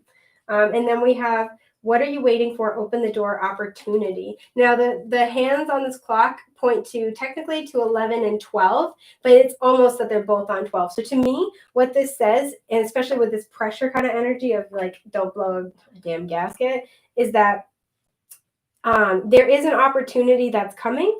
I feel like you are manifesting this. And I feel like because the energy is really, really intense. So like I said, this could happen in November or December, like this, especially November, this like conclusion or this blockage being released, this epiphany, this understanding, whatever it may be. And it could be like a literal manifestation. It's going to be different for everybody, but I'm really feeling like this is going to like remove the blockage from whatever it is you're trying to get to. But this is like, because the hands are both so close to the 12, I always think of this as like whatever this is coming in at the 11th hour, like right before you're ready to blow a gasket. This is coming in almost at the last moment when you've all but given up hope, right? And I feel like with a watch your words, what you say about yourself, what you say about your manifestation, about your situation matters a lot. So be really conscientious about how you talk to yourself. And that may be the energy of these trees. You know, trees are, it's that earth energy. So what are you putting your energy into? Because what you direct your energy to, where your energy flows, grows, kind of a deal. So if you put your energy into speaking negatively about your manifestation, saying, I'll never get what I want, like this, you know, I love this, but this is impossible. I can never do this. You know, things never work out for me. Whatever it is that you're talking about right now, it's really, really important that you keep because we have your vision right here, so visualization, and then we have your words right here. So this is very much like a mental energy and a spiritual energy of staying very focused, but also staying positive and keeping that to yourself. I'm really getting this, like, I feel like this is a really weird description, so bear with me. I feel like it's this energy of like keeping the energy of your manifestation within your own aura, your own auric field. So you may feel you may be being shielded at this time, well, literally, but also like, you know, if you like to hang out with friends or you have a thing you go do with a group of people, if it's just fallen through lately, I know we're preparing for another lockdown. But I feel like this is because you're supposed to keep your energy very much to yourself. And this isn't to like punish you. I feel like this is to strengthen the energy of your manifestation so you can like propel yourself forward. All right. Because we have freedom is yours. And I feel like whatever this is going to free you from some kind of stress or strain or burden that's just been really, really weighing on you. I'm going to pull tarot because I'm nosy and curious. I don't know what this is. This goes like this. Yeah. So I feel like spending time alone, like I get very hermity vibes right now, would be beneficial at this time. That way. And this one is this way. Let's see what else we get. Queen of Pence at the bottom. Yeah, so that's Taurus, Virgo, Capricorn, very feminine Taurus, Virgo, Capricorn energy. So this is just being very balanced, very nurturing, very receptive, very much tending to your own garden is the vibe I'm getting right now. Okay. Woo! All right, all core cards. So this could involve other people. We have Queen of Swords, feminine air energy, Gemini, Libra, Aquarius. We have Page of Swords, sorry, also air energy, Gemini, Libra, Aquarius. And we have Knight of Cups. So this is water energy, Cancer, Scorpio, Pisces. This could be a family matter just because I'm seeing, you know, mother, child, and then like young person, adolescent. But what I feel like right now, again, your words are very, very powerful. Swords is all about the mental energy and communication. I feel like you're being asked to be very, very conscientious about your thoughts, about what you say, and about, with the other two core cards, about who you say it to. Because with the page, you know, the pages are as a child archetype. This could be a message that's coming in. Somebody could be spying on you on social media and trying to kind of, again, figure out what you're up to. So if you're investing in something that's a highly competitive field or project, this is another reason to very much keep your plans to yourself for right now, because the Page of Swords is the little spy of the tarot. But this could also be somebody who is just not as, I don't want to say mentally mature, but they're not, you know, they can't see the bigger picture. Somebody who struggles to communicate maturely. You know, this might just be somebody who I feel like is not meeting you on the same plane mentally, in the sense that if you have a project, you have something you want to create, they're not able to see the bigger picture the way you can. And with this Knight of Cups, I feel like there's emotional attachment to whatever it is you're trying to create here, right? So this is kind of saying, don't offer your cup to somebody who is not in a space in terms of maturity to be able to meet you as an equal. There it is. This also could very well be that if you are, this could be that you're dealing with somebody who is younger than you. You're dealing with somebody who's less mature. You could be dealing with, this could be your child. You know, and if that's the case, I feel like there's this other person coming in with some kind of solution, some kind of offer. And again, opportunity at the 11th hour that's going to come in and offer this to you, and that's going to give you the opportunity for freedom, whatever this is. So you may be trying to figure out how to make this whole situation work, because especially if you have like maybe a child in the mix, there's a lot of birds on the Swords card. So this is kind of like a desire for freedom. I don't know why I'm hearing this really specific, that I'm hearing somebody has a child and they want to, like, they're trying to like a gifted child, and they're trying to find a way to get them, like, align them with like better educational opportunities, but maybe there's like some financial hiccups in that process. I do feel like that's changing. But yeah, I feel like I want to pull another one because I think there's a missing piece of information here. And you know me, we don't stop tarotting until we get the answer, or spirit tells us to stop being nosy. The party. Yeah, Three of Cups reversed to the bottom. I really feel like you're going to be keeping to yourself right now, and that's not to punish you or anything. That's because you are making something. You are manifesting. There's an energy within you. You are incubating in order to draw this opportunity toward you. Yeah, the World reversed. And the Ace of Swords reversed. Perfect. Okay, so what I'm seeing here is who is texting me so much? I'm so sorry, guys. What I'm seeing here is that this is a cycle that's trying to end for you. I don't think you're there yet, but I think it's coming up soon, right? And that may be why there's a lot of intense energies, is that you do have those conclusions within reach. And then there's that kind of, there's that transitional energy when you are between the end of one cycle and the beginning of another. So I feel like this is going to be a very, very big cycle. I feel like chances are there will be movement forward during Aquarius season. You might be a Leo or have important Leo placements in your chart. But I feel like because the world right here is looking at the Ace of Swords over here, what I feel like is that you are trying to close up this cycle. You are trying to move forward. This is also about travel.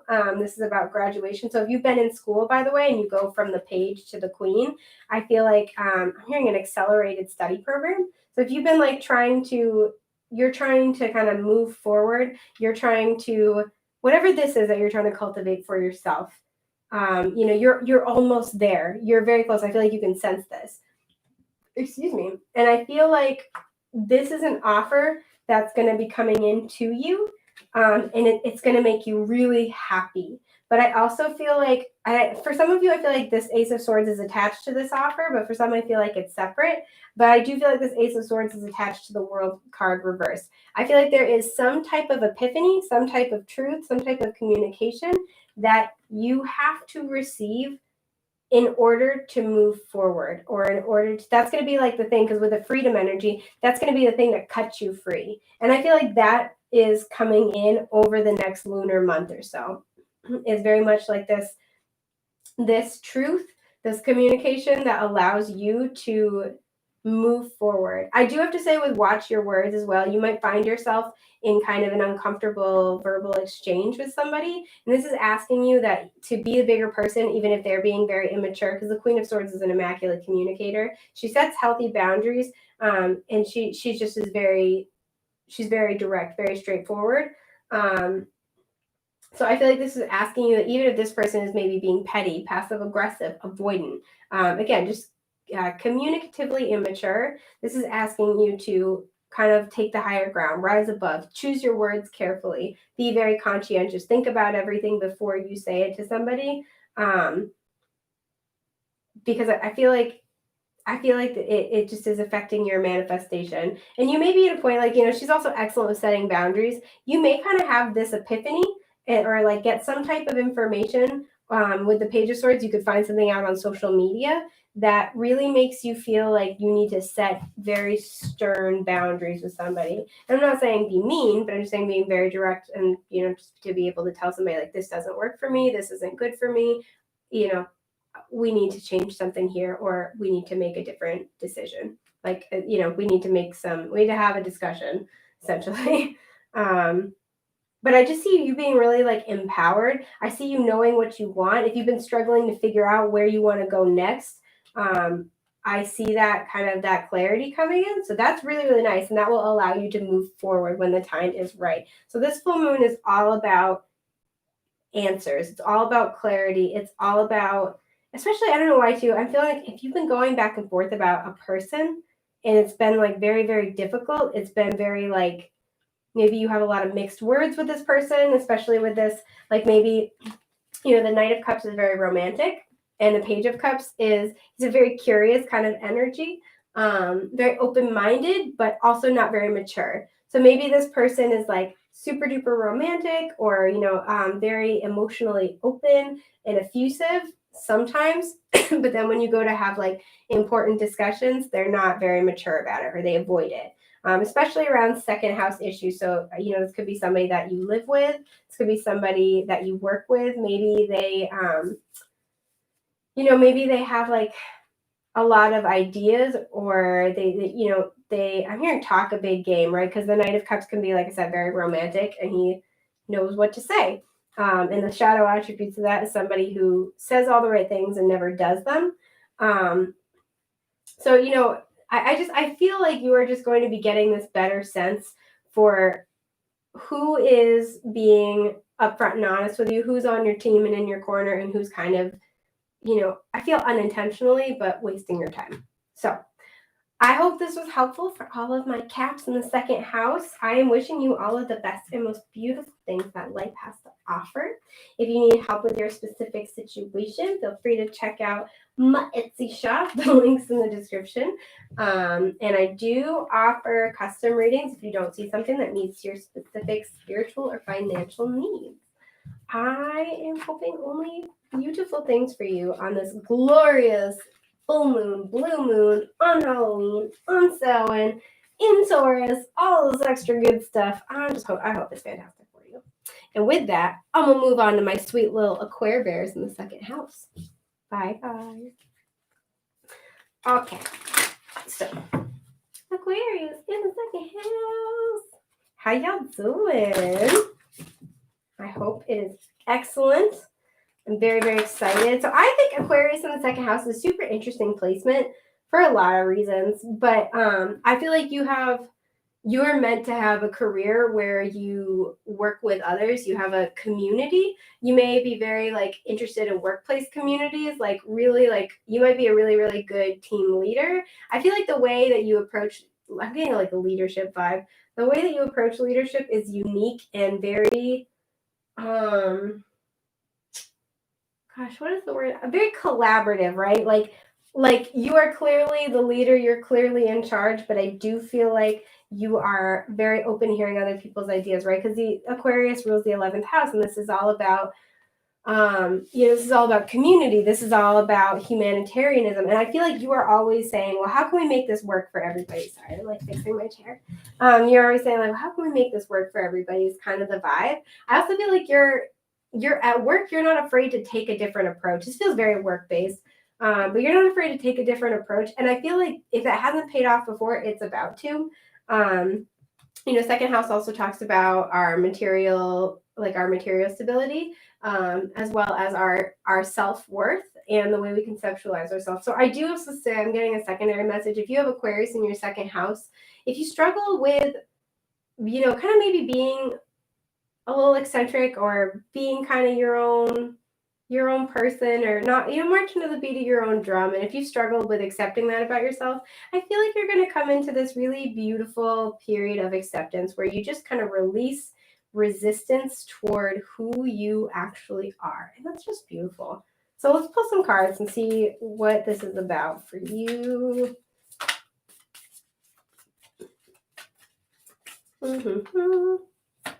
Bam. And then that one? No, I feel like there's one more, but it'll come out on its own. It'll tell me who it is. Oh, that's too many. That's too many. All right, let's see what we get. Okay. That makes sense. Yeah, the bottom is the waning moon. What do you need to release? I do feel like there's something that is, and it's the same type of moon on the mutable moon. So we have mutable moon, nothing is yet set in stone. I also really like, I've mentioned this before, that Aquarius is a fixed sign energy, and the second house is ruled by Taurus. That's where the full moon is. So this is two fixed sign energies, which is really, really nice. And I like that Aquarius, even for a fixed sign, is like again, kind of, it's ruled by Uranus, so there's a lot of like changes that can happen. I feel like it's a little bit more fluid, which I think can be good. Okay. You got new moon eclipse, expect powerful change. I like that. And I feel like I'm really drawn to the word mutable. I feel like because there's a certain amount, I feel like this flexibility here, people are taking notice of that. This also always reminds me of a pupil of an eye. And your pupils dilate when you're looking at something that you find really beautiful or opulent or just very like stimulating to look at. So I feel like people are looking at you. People are seeing you as something very interesting, something valuable, somebody valuable, and a valuable asset, something like that. Sorry, I'm fixing my sweater. Something like that. And I feel like, because I'm getting like this chameleon vibe, because this is sort of the energy you've been in, and this is what you've been bringing to the table. And I feel like you've been navigating, you've been weathering with the waves here, weathering the storms pretty well. I feel like people are taking notice, and you're about to take off is really what I'm hearing. So I love that. That's really, really excellent. I do feel a little bit of like almost sadness though, kind of what we were talking about before, about this accepting yourself for exactly who you are. And I feel the need to say this before I move on any further. If you are kind of your own person, if you do things differently, especially if you've had to do this in like in a work or home setting, and if people haven't been receptive to it in the past, I feel like that's changing. People are starting to see and appreciate and notice the value of divergent thinking, right? And we're coming into this beautiful new age of Aquarius, where people are really seeing that there's more power in being brave enough to be different. So if that's something you've been struggling to really see the value in those traits within yourself, I do feel like there's going to be some healing, because we have a lot of, like, again, the raging seas. I feel like this has caused some emotional turbulence, and that will be healing for you over the next, I don't know, I'm hearing 2 months. So I just want to throw that out there, because you're in a little Aquarius bears, even if it's, just your second house placement. And that's important. Okay. Well, that's easy enough. Yeah. So we have inebriated illusions. Time is an illusion. Release your confusion. This popped up earlier on the bottom of the deck for a different group. I don't remember which. But this has, excuse me, a poppy on it. So that's very much the death card energy. That's Scorpio energy, which we are currently in Scorpio season. We have Mercury retrograde in Scorpio. So this may be bringing back... things from the past, especially, I don't know why I'm getting for some of you, if you're starting to get noticed, especially at work, and you're kind of like starting to panic of like, oh God, oh God, oh God. Or, you're worried about making mistakes. You're worried about being very blatantly yourself.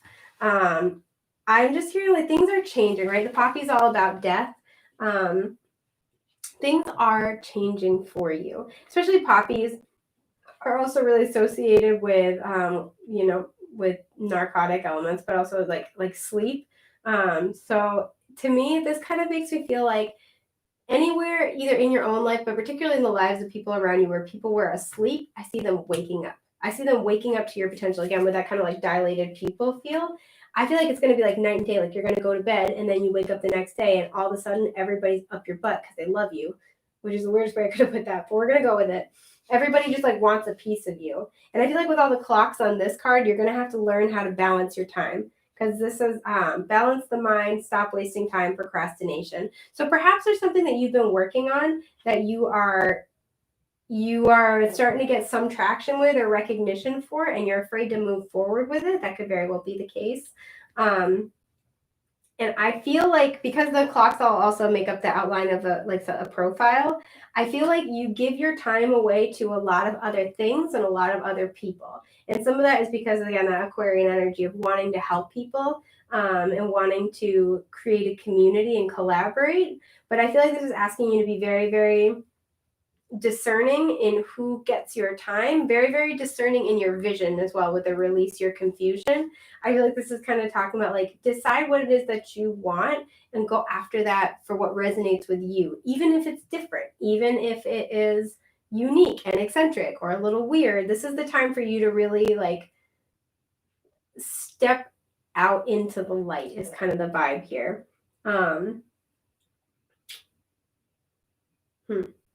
I'm also getting with all the cogs here too. There's a lot that's on your mind. You've been thinking a lot. Also, Aquarius is air energy.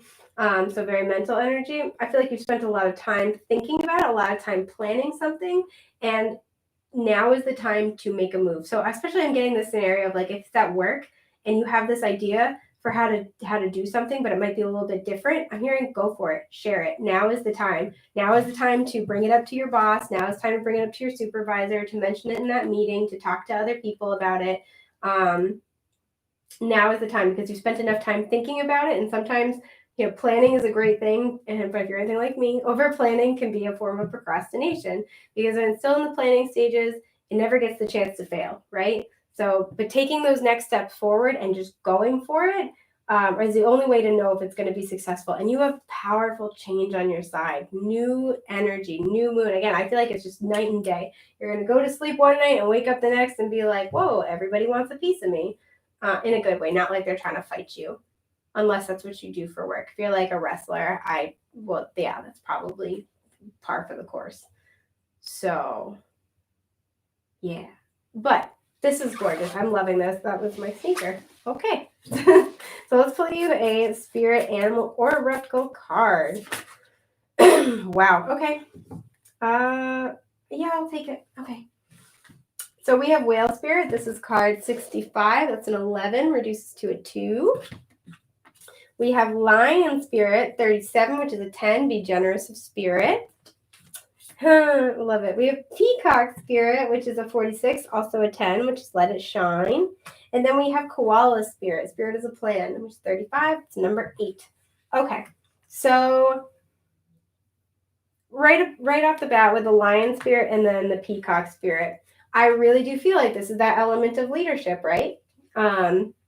This is asking you to be your authentic, honest self. Peacocks don't look like every other bird, right? They look spectacular. And a peacock never even thinks twice about hiding its plumage because it knows it's meant to stand out. It's meant to shine. It's meant to be different. And that's what we love about peacocks. Like they're stunning. And again, opulent is the word, right? Which I love that came up. That just that makes me so happy. But this is just, you're meant to be something. You're meant to be seen. You're meant to stand out. You're meant to lead, and you're meant to lead a community, I feel.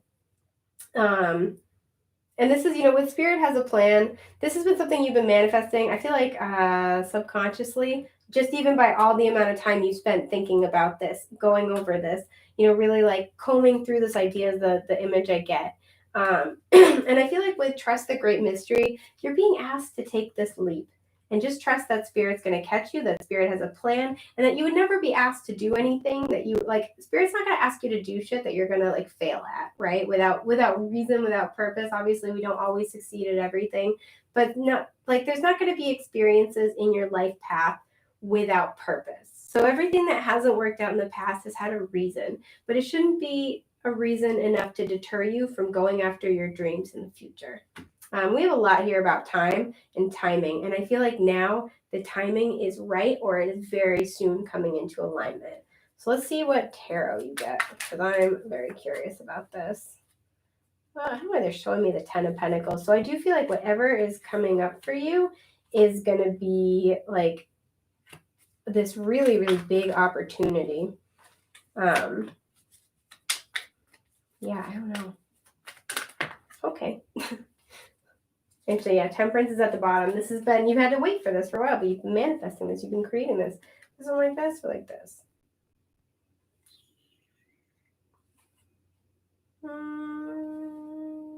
It's like this. Okay, I had to think about it. Okay, 3 of Cups. Love it. Love, love, love it. 3 of Swords reversed. I love it. Oh my God. 4 of Wands reversed. It is a good day to be you. Okay. And the Death card reversed. Okay. So this is super easy. I love when this happens. Wicked clear message. You have joy. You have celebration. You have friends. You have a community backing you up. Backing up your happiness, which is what I love. I love seeing supportive connections like that. There's a lot of growth in this card. A lot of greenery, foliage, fruit. So there's a lot of abundance here. With the 3 of Swords reversed, this is kind of saying like what we were talking about. If you've been the odd one out, if you've been kind of ostracized or shunned for being a little bit different, a little bit unique, no longer. This is no longer the case. You know, people are going to celebrate this about you. People are going to love this about you, right? And I feel like stepping into this is going to bring you so much joy, so much stability, so much happiness. Like it's just beautiful. It's just beautiful energy. I love it so much. But the thing is that we have the Death card reversed at the bottom, which means this change wants to happen for you, but you have to want it back. This could mean that, to me, you know, because this is Scorpio energy, this could mean that this is going to happen. This could mean this is gonna, by the end of Scorpio season, you're gonna see, because whenever I see timing cards like that when they're reversed, I either think it's, you know, no earlier or no later than. So I'm kind of getting this vibe that, you know, by the end of Scorpio season, something's gonna shift for you. But really what I'm seeing here is that you have so much healing, especially also too with Temperance at the bottom. You have a lot of healing. You have a lot of joy. You know, where there was pain, disappointment, where you were thinking about this thing over and over and over again, unable to like let it go. You know, where this has just plagued you and like stayed on your heart and in your mind for a long time, that's being healed and erased and replaced with this.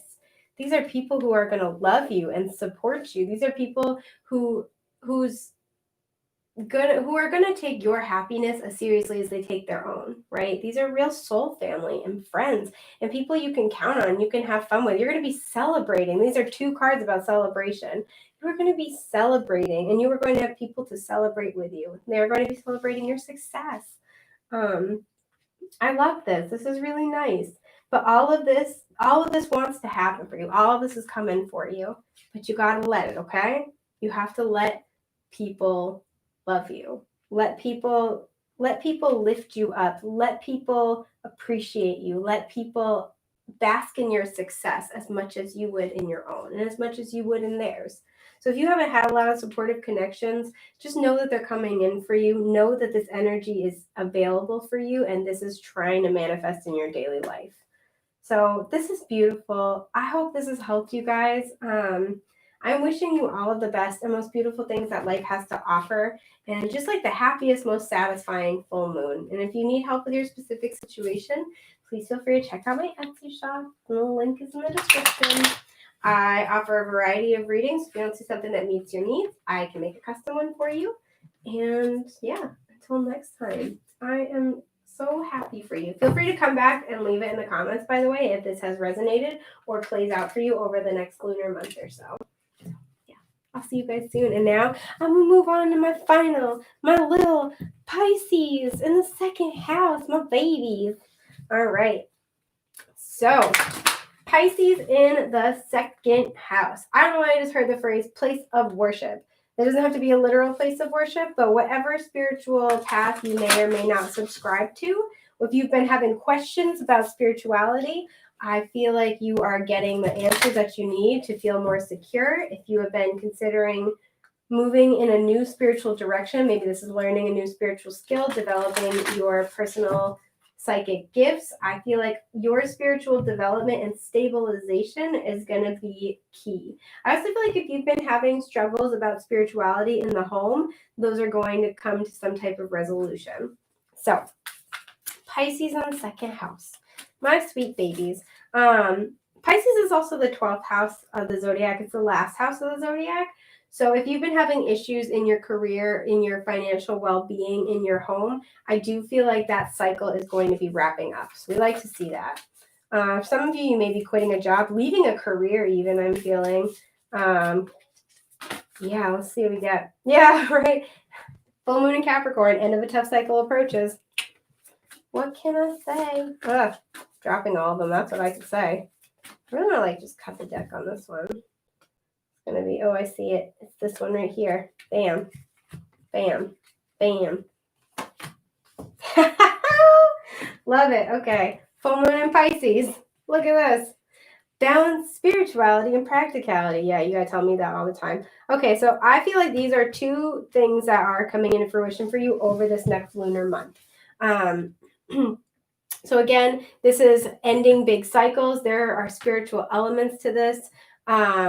I feel like, so Piscean energy is very, very spiritual. It's very dreamy. It's very Neptunian. So this may be something where it's been tough because it's been hard for you to see the way forward clearly. I feel like I get this vibe of like, you've been in a job that just, I wouldn't say like it's a dead end job, but it just doesn't resonate with you anymore. If you've been exploring your spiritual path, I feel like what you were doing is just not really speaking to you the same way. And maybe you've been in this place of saying like, can I keep doing this? Can I keep putting my energy into something that just doesn't resonate with me anymore? And I do get the feeling for a lot of you, you're going to decide like, no, I can't do that. But I do feel like there's been this battle of spirituality and practicality. So maybe you didn't have another job lined up. Maybe you're like, I want to start a spiritual business, but I don't have, I don't have the time. I don't have the resources.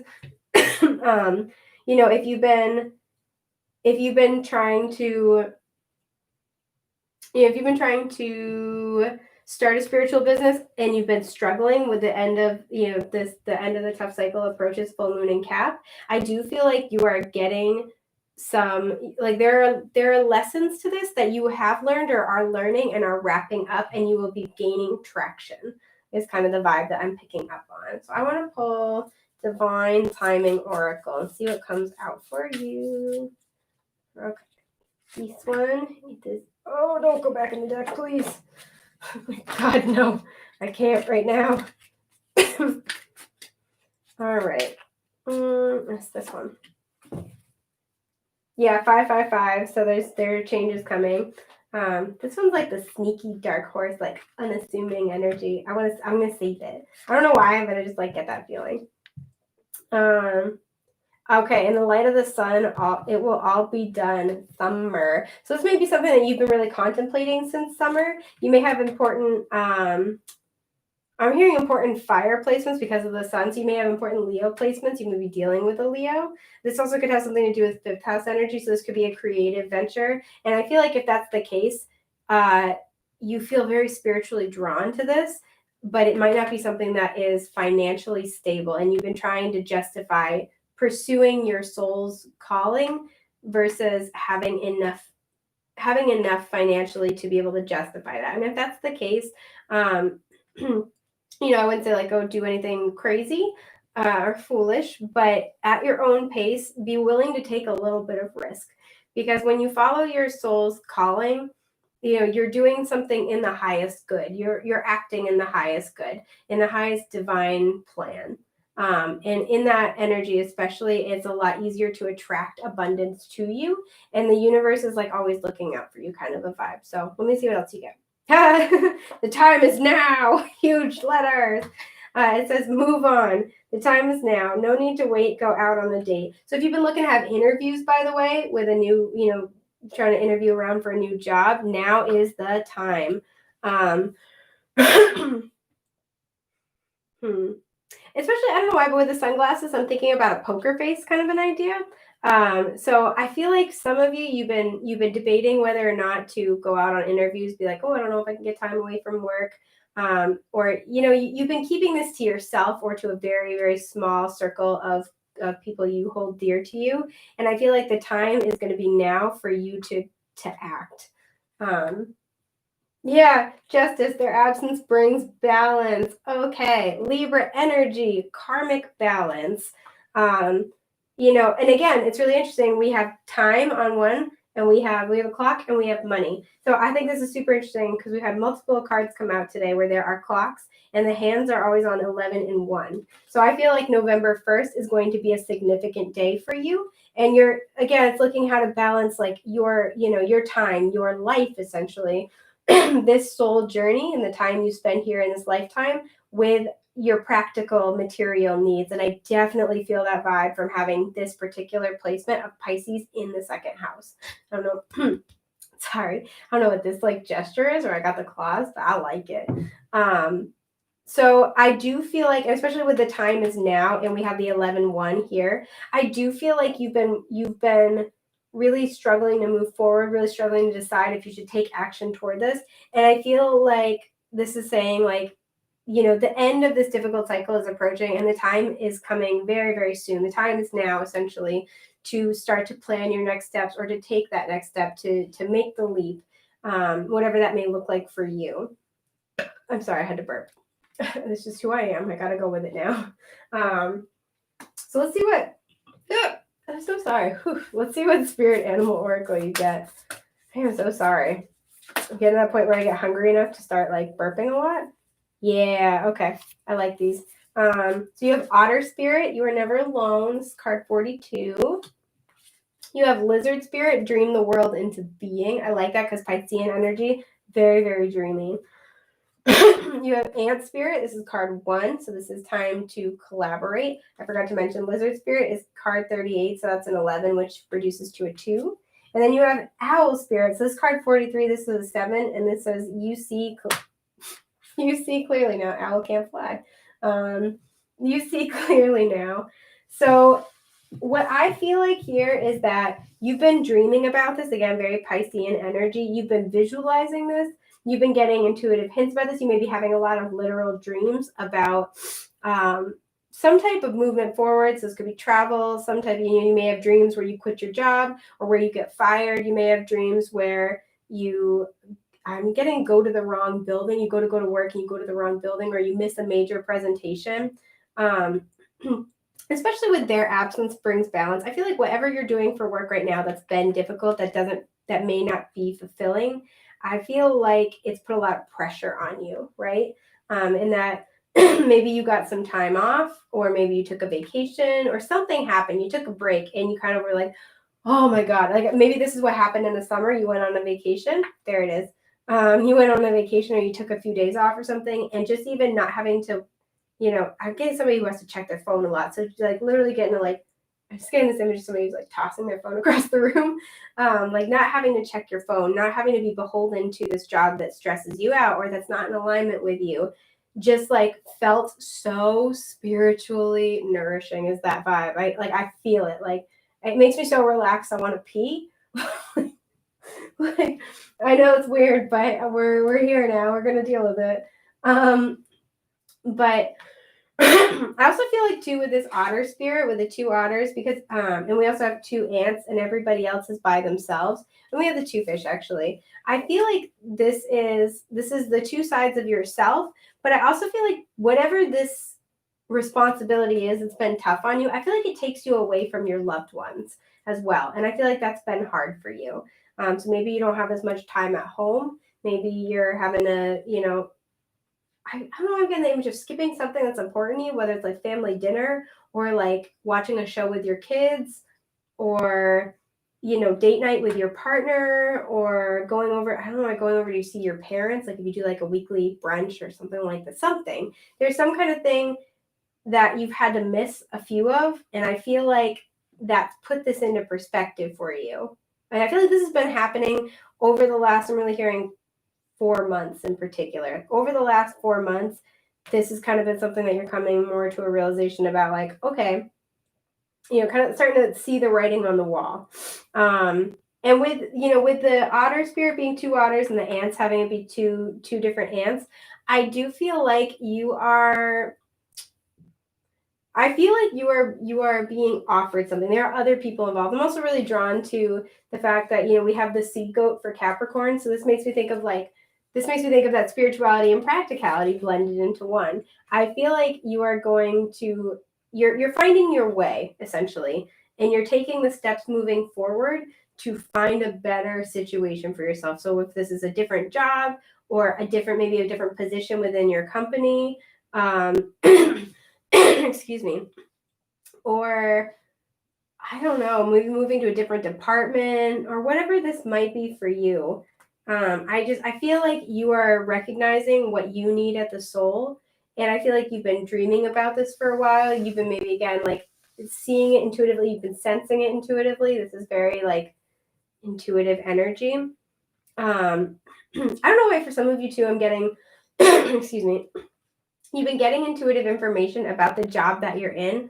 And I feel like you try to share this information, try to like offer your insights, try to be very collaborative, and people were just not receptive, not listening to your ideas, not listening to what you were putting out there, just really not appreciating you and what you're bringing to the table. And I feel like taking some time out to kind of come back into balance, taking a break from whatever this stressful situation is. I feel like it showed you, like, it feels like a sigh of relief, and it showed you, like, okay, I gotta get out of this. I gotta do something else. So yeah, I'm gonna pull a couple of tarot cards and see what we got here. Yeah, okay. Yeah, okay. All right, I'm gonna. Yeah, you want me to keep these? Okay. All right. So you had 9 of Pentacles reversed, the Sun reversed, 8 of Cups reversed, 6 of Cups upright, Judgment upright, and the Queen of Pentacles upright. So there's Leo energy here, and then there's Virgo, Taurus, Capricorn. I put that in the wrong order. Sorry. Taurus, Virgo, Capricorn. So this may be you, or, prominent placements in your chart. You may be dealing with somebody else. Again, I got this vibe of summertime. Like, this is when you start to have these epiphanies. But really what I'm seeing, with the 9 of Pentacles reversed, this is all about self-worth. This is all about luxury. This is all about financial independence. This is independence in general. So I feel like whatever this is, maybe, again, if you're trying to start this new path, you're struggling, you're worried about, sorry, that's my dogs. Maybe you're worried about this being able to maintain independence. But I also just feel like this situation, whatever this was in your life, just made you feel not good, is the vibe. Especially with the Sun reverse. I feel like there's a lot of potential, and you could see the potential, but I feel like it just, gosh, how do I want to put that? So like with the Sun reverse, I feel like there's a lot of potential, but it ultimately didn't go anywhere. And that's why you were being kind of guided to walk away from this thing. The 8 of Cups is when you put your blood, sweat, and tears into something. You tried really, really hard. It had a lot of potential, but ultimately the person on the 8 of Cups walks away from something they've invested so much time and energy into, only to get to the 9 and 10 of Cups, which is personal, like wish fulfillment, and then total emotional fulfillment. With the 6 of Cups, there could be somebody involved in this. You could have children involved in this situation. So again, this may be that energy we talked about before, where maybe, you always have this time that you spend with your kids and you couldn't spend it with your children anymore, because the Queen of Pentacles is also a very maternal energy. With this combination too, you could be contemplating starting your own business where you'd be working from home, especially if it's in an attempt to get to be home with your kids more. But, with the 6 of Cups as well, this could be something that you were very, very attached to since childhood. This could be somebody, maybe you work with somebody that you've known for a really long time, or maybe, I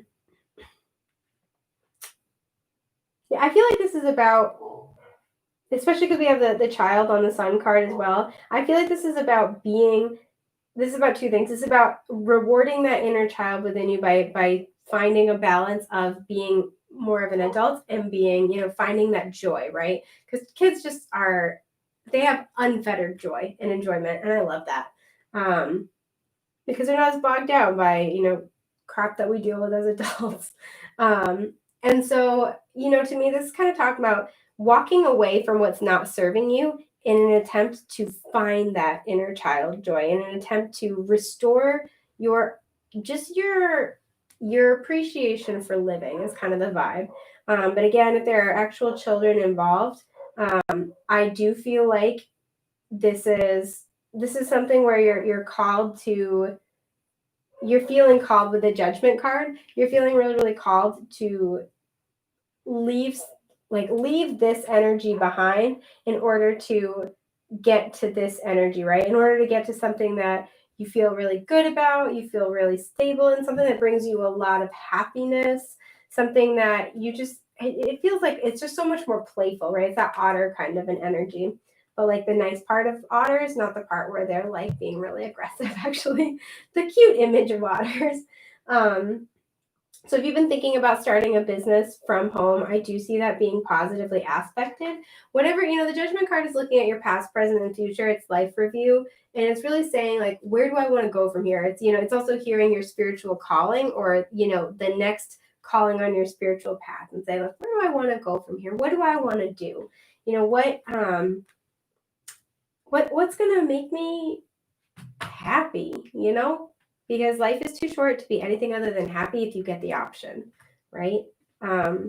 So I do see that things are going to be looking up. If you've been thinking about making this leap, you know, always trust your own judgment, but always choose to leap toward your happiness, toward your well-being, because the universe is not gonna like just pull the rug out from under you. Spirit's not just gonna like leave you hanging. I'm so sorry about my dogs barking. Somebody pulled up to the parking lot across the street from my house. Like, it's dark now, so they're like, the hell's your problem? And now they want to talk about it. I'm gonna do this. I'm gonna pull a tarot card more because I kind of want to get a feel for. Oh, beautiful! I love that. Lovely. Okay, I'm gonna actually pull that too. So 4 of Wands, 4 of Pentacles, 2 of Cups. Yes, this feels like a job to me. Especially because, again, we have spiritual energy of Wands, and we have practical material energy of 4 of Pentacles, or of Pentacles. So, and with the Pisces and the Taurus, and we have Pisces and Cap. This is, again, spiritual and, and material and earthly matters. So if you've been really thinking about, the Ace of Wands. Ooh, okay. I'm so sorry. My throat is getting very dry. If you've been thinking about taking this leap, this is, again, this is soul alignment. This is a soulmate card, as is the 6 of Cups. I don't really feel like this is a relationship, but if it is, this is always asking you to, excuse me, this is asking you to move on from toxic, unbalanced relationships where you're not, they're not collaborating with you, where they're not valuing you, where they're making you feel less than in any way, shape, or form. And with the Sun reverse, I could see that if this is about a relationship, this is somebody you have a lot of fun with.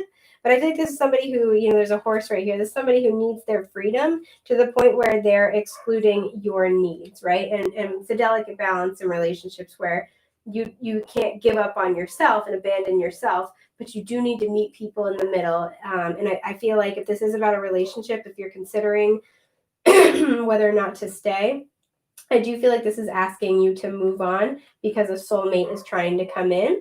Soulmate twin flame kind of a vibe. But again, I'm more getting a career vibe out of this, if I'm being totally honest. But this is asking, this is soul alignment. This is beautiful. I love this. And then the 4 of Wands is like celebration. This is stability. This is also a new home, as is the 4 of Pentacles. This is, excuse me. I'm so sorry. Like, this is the energy of being spiritually and materially satiated. This is where you are whole, you are content, you feel good, you are celebrating, you are alive, and you are stable. The 4 of Pentacles isn't the 10 of Pentacles, but it's stable, it's stability. So if you're worried about taking this leap and really going for what just speaks to you at the soul level, don't be, because you have a lot of support backing you up. Yeah. So, wow, that was my fingers cracking. That's bad. That's like move. It sounds like a transformer. Anyway, I think that's about all I have for my Pisces in the 2nd house. I hope this was helpful. I am wishing you the best and most beautiful things that life has to offer on this full moon. Thank you for sticking around. If you've seen a decent portion of this stream.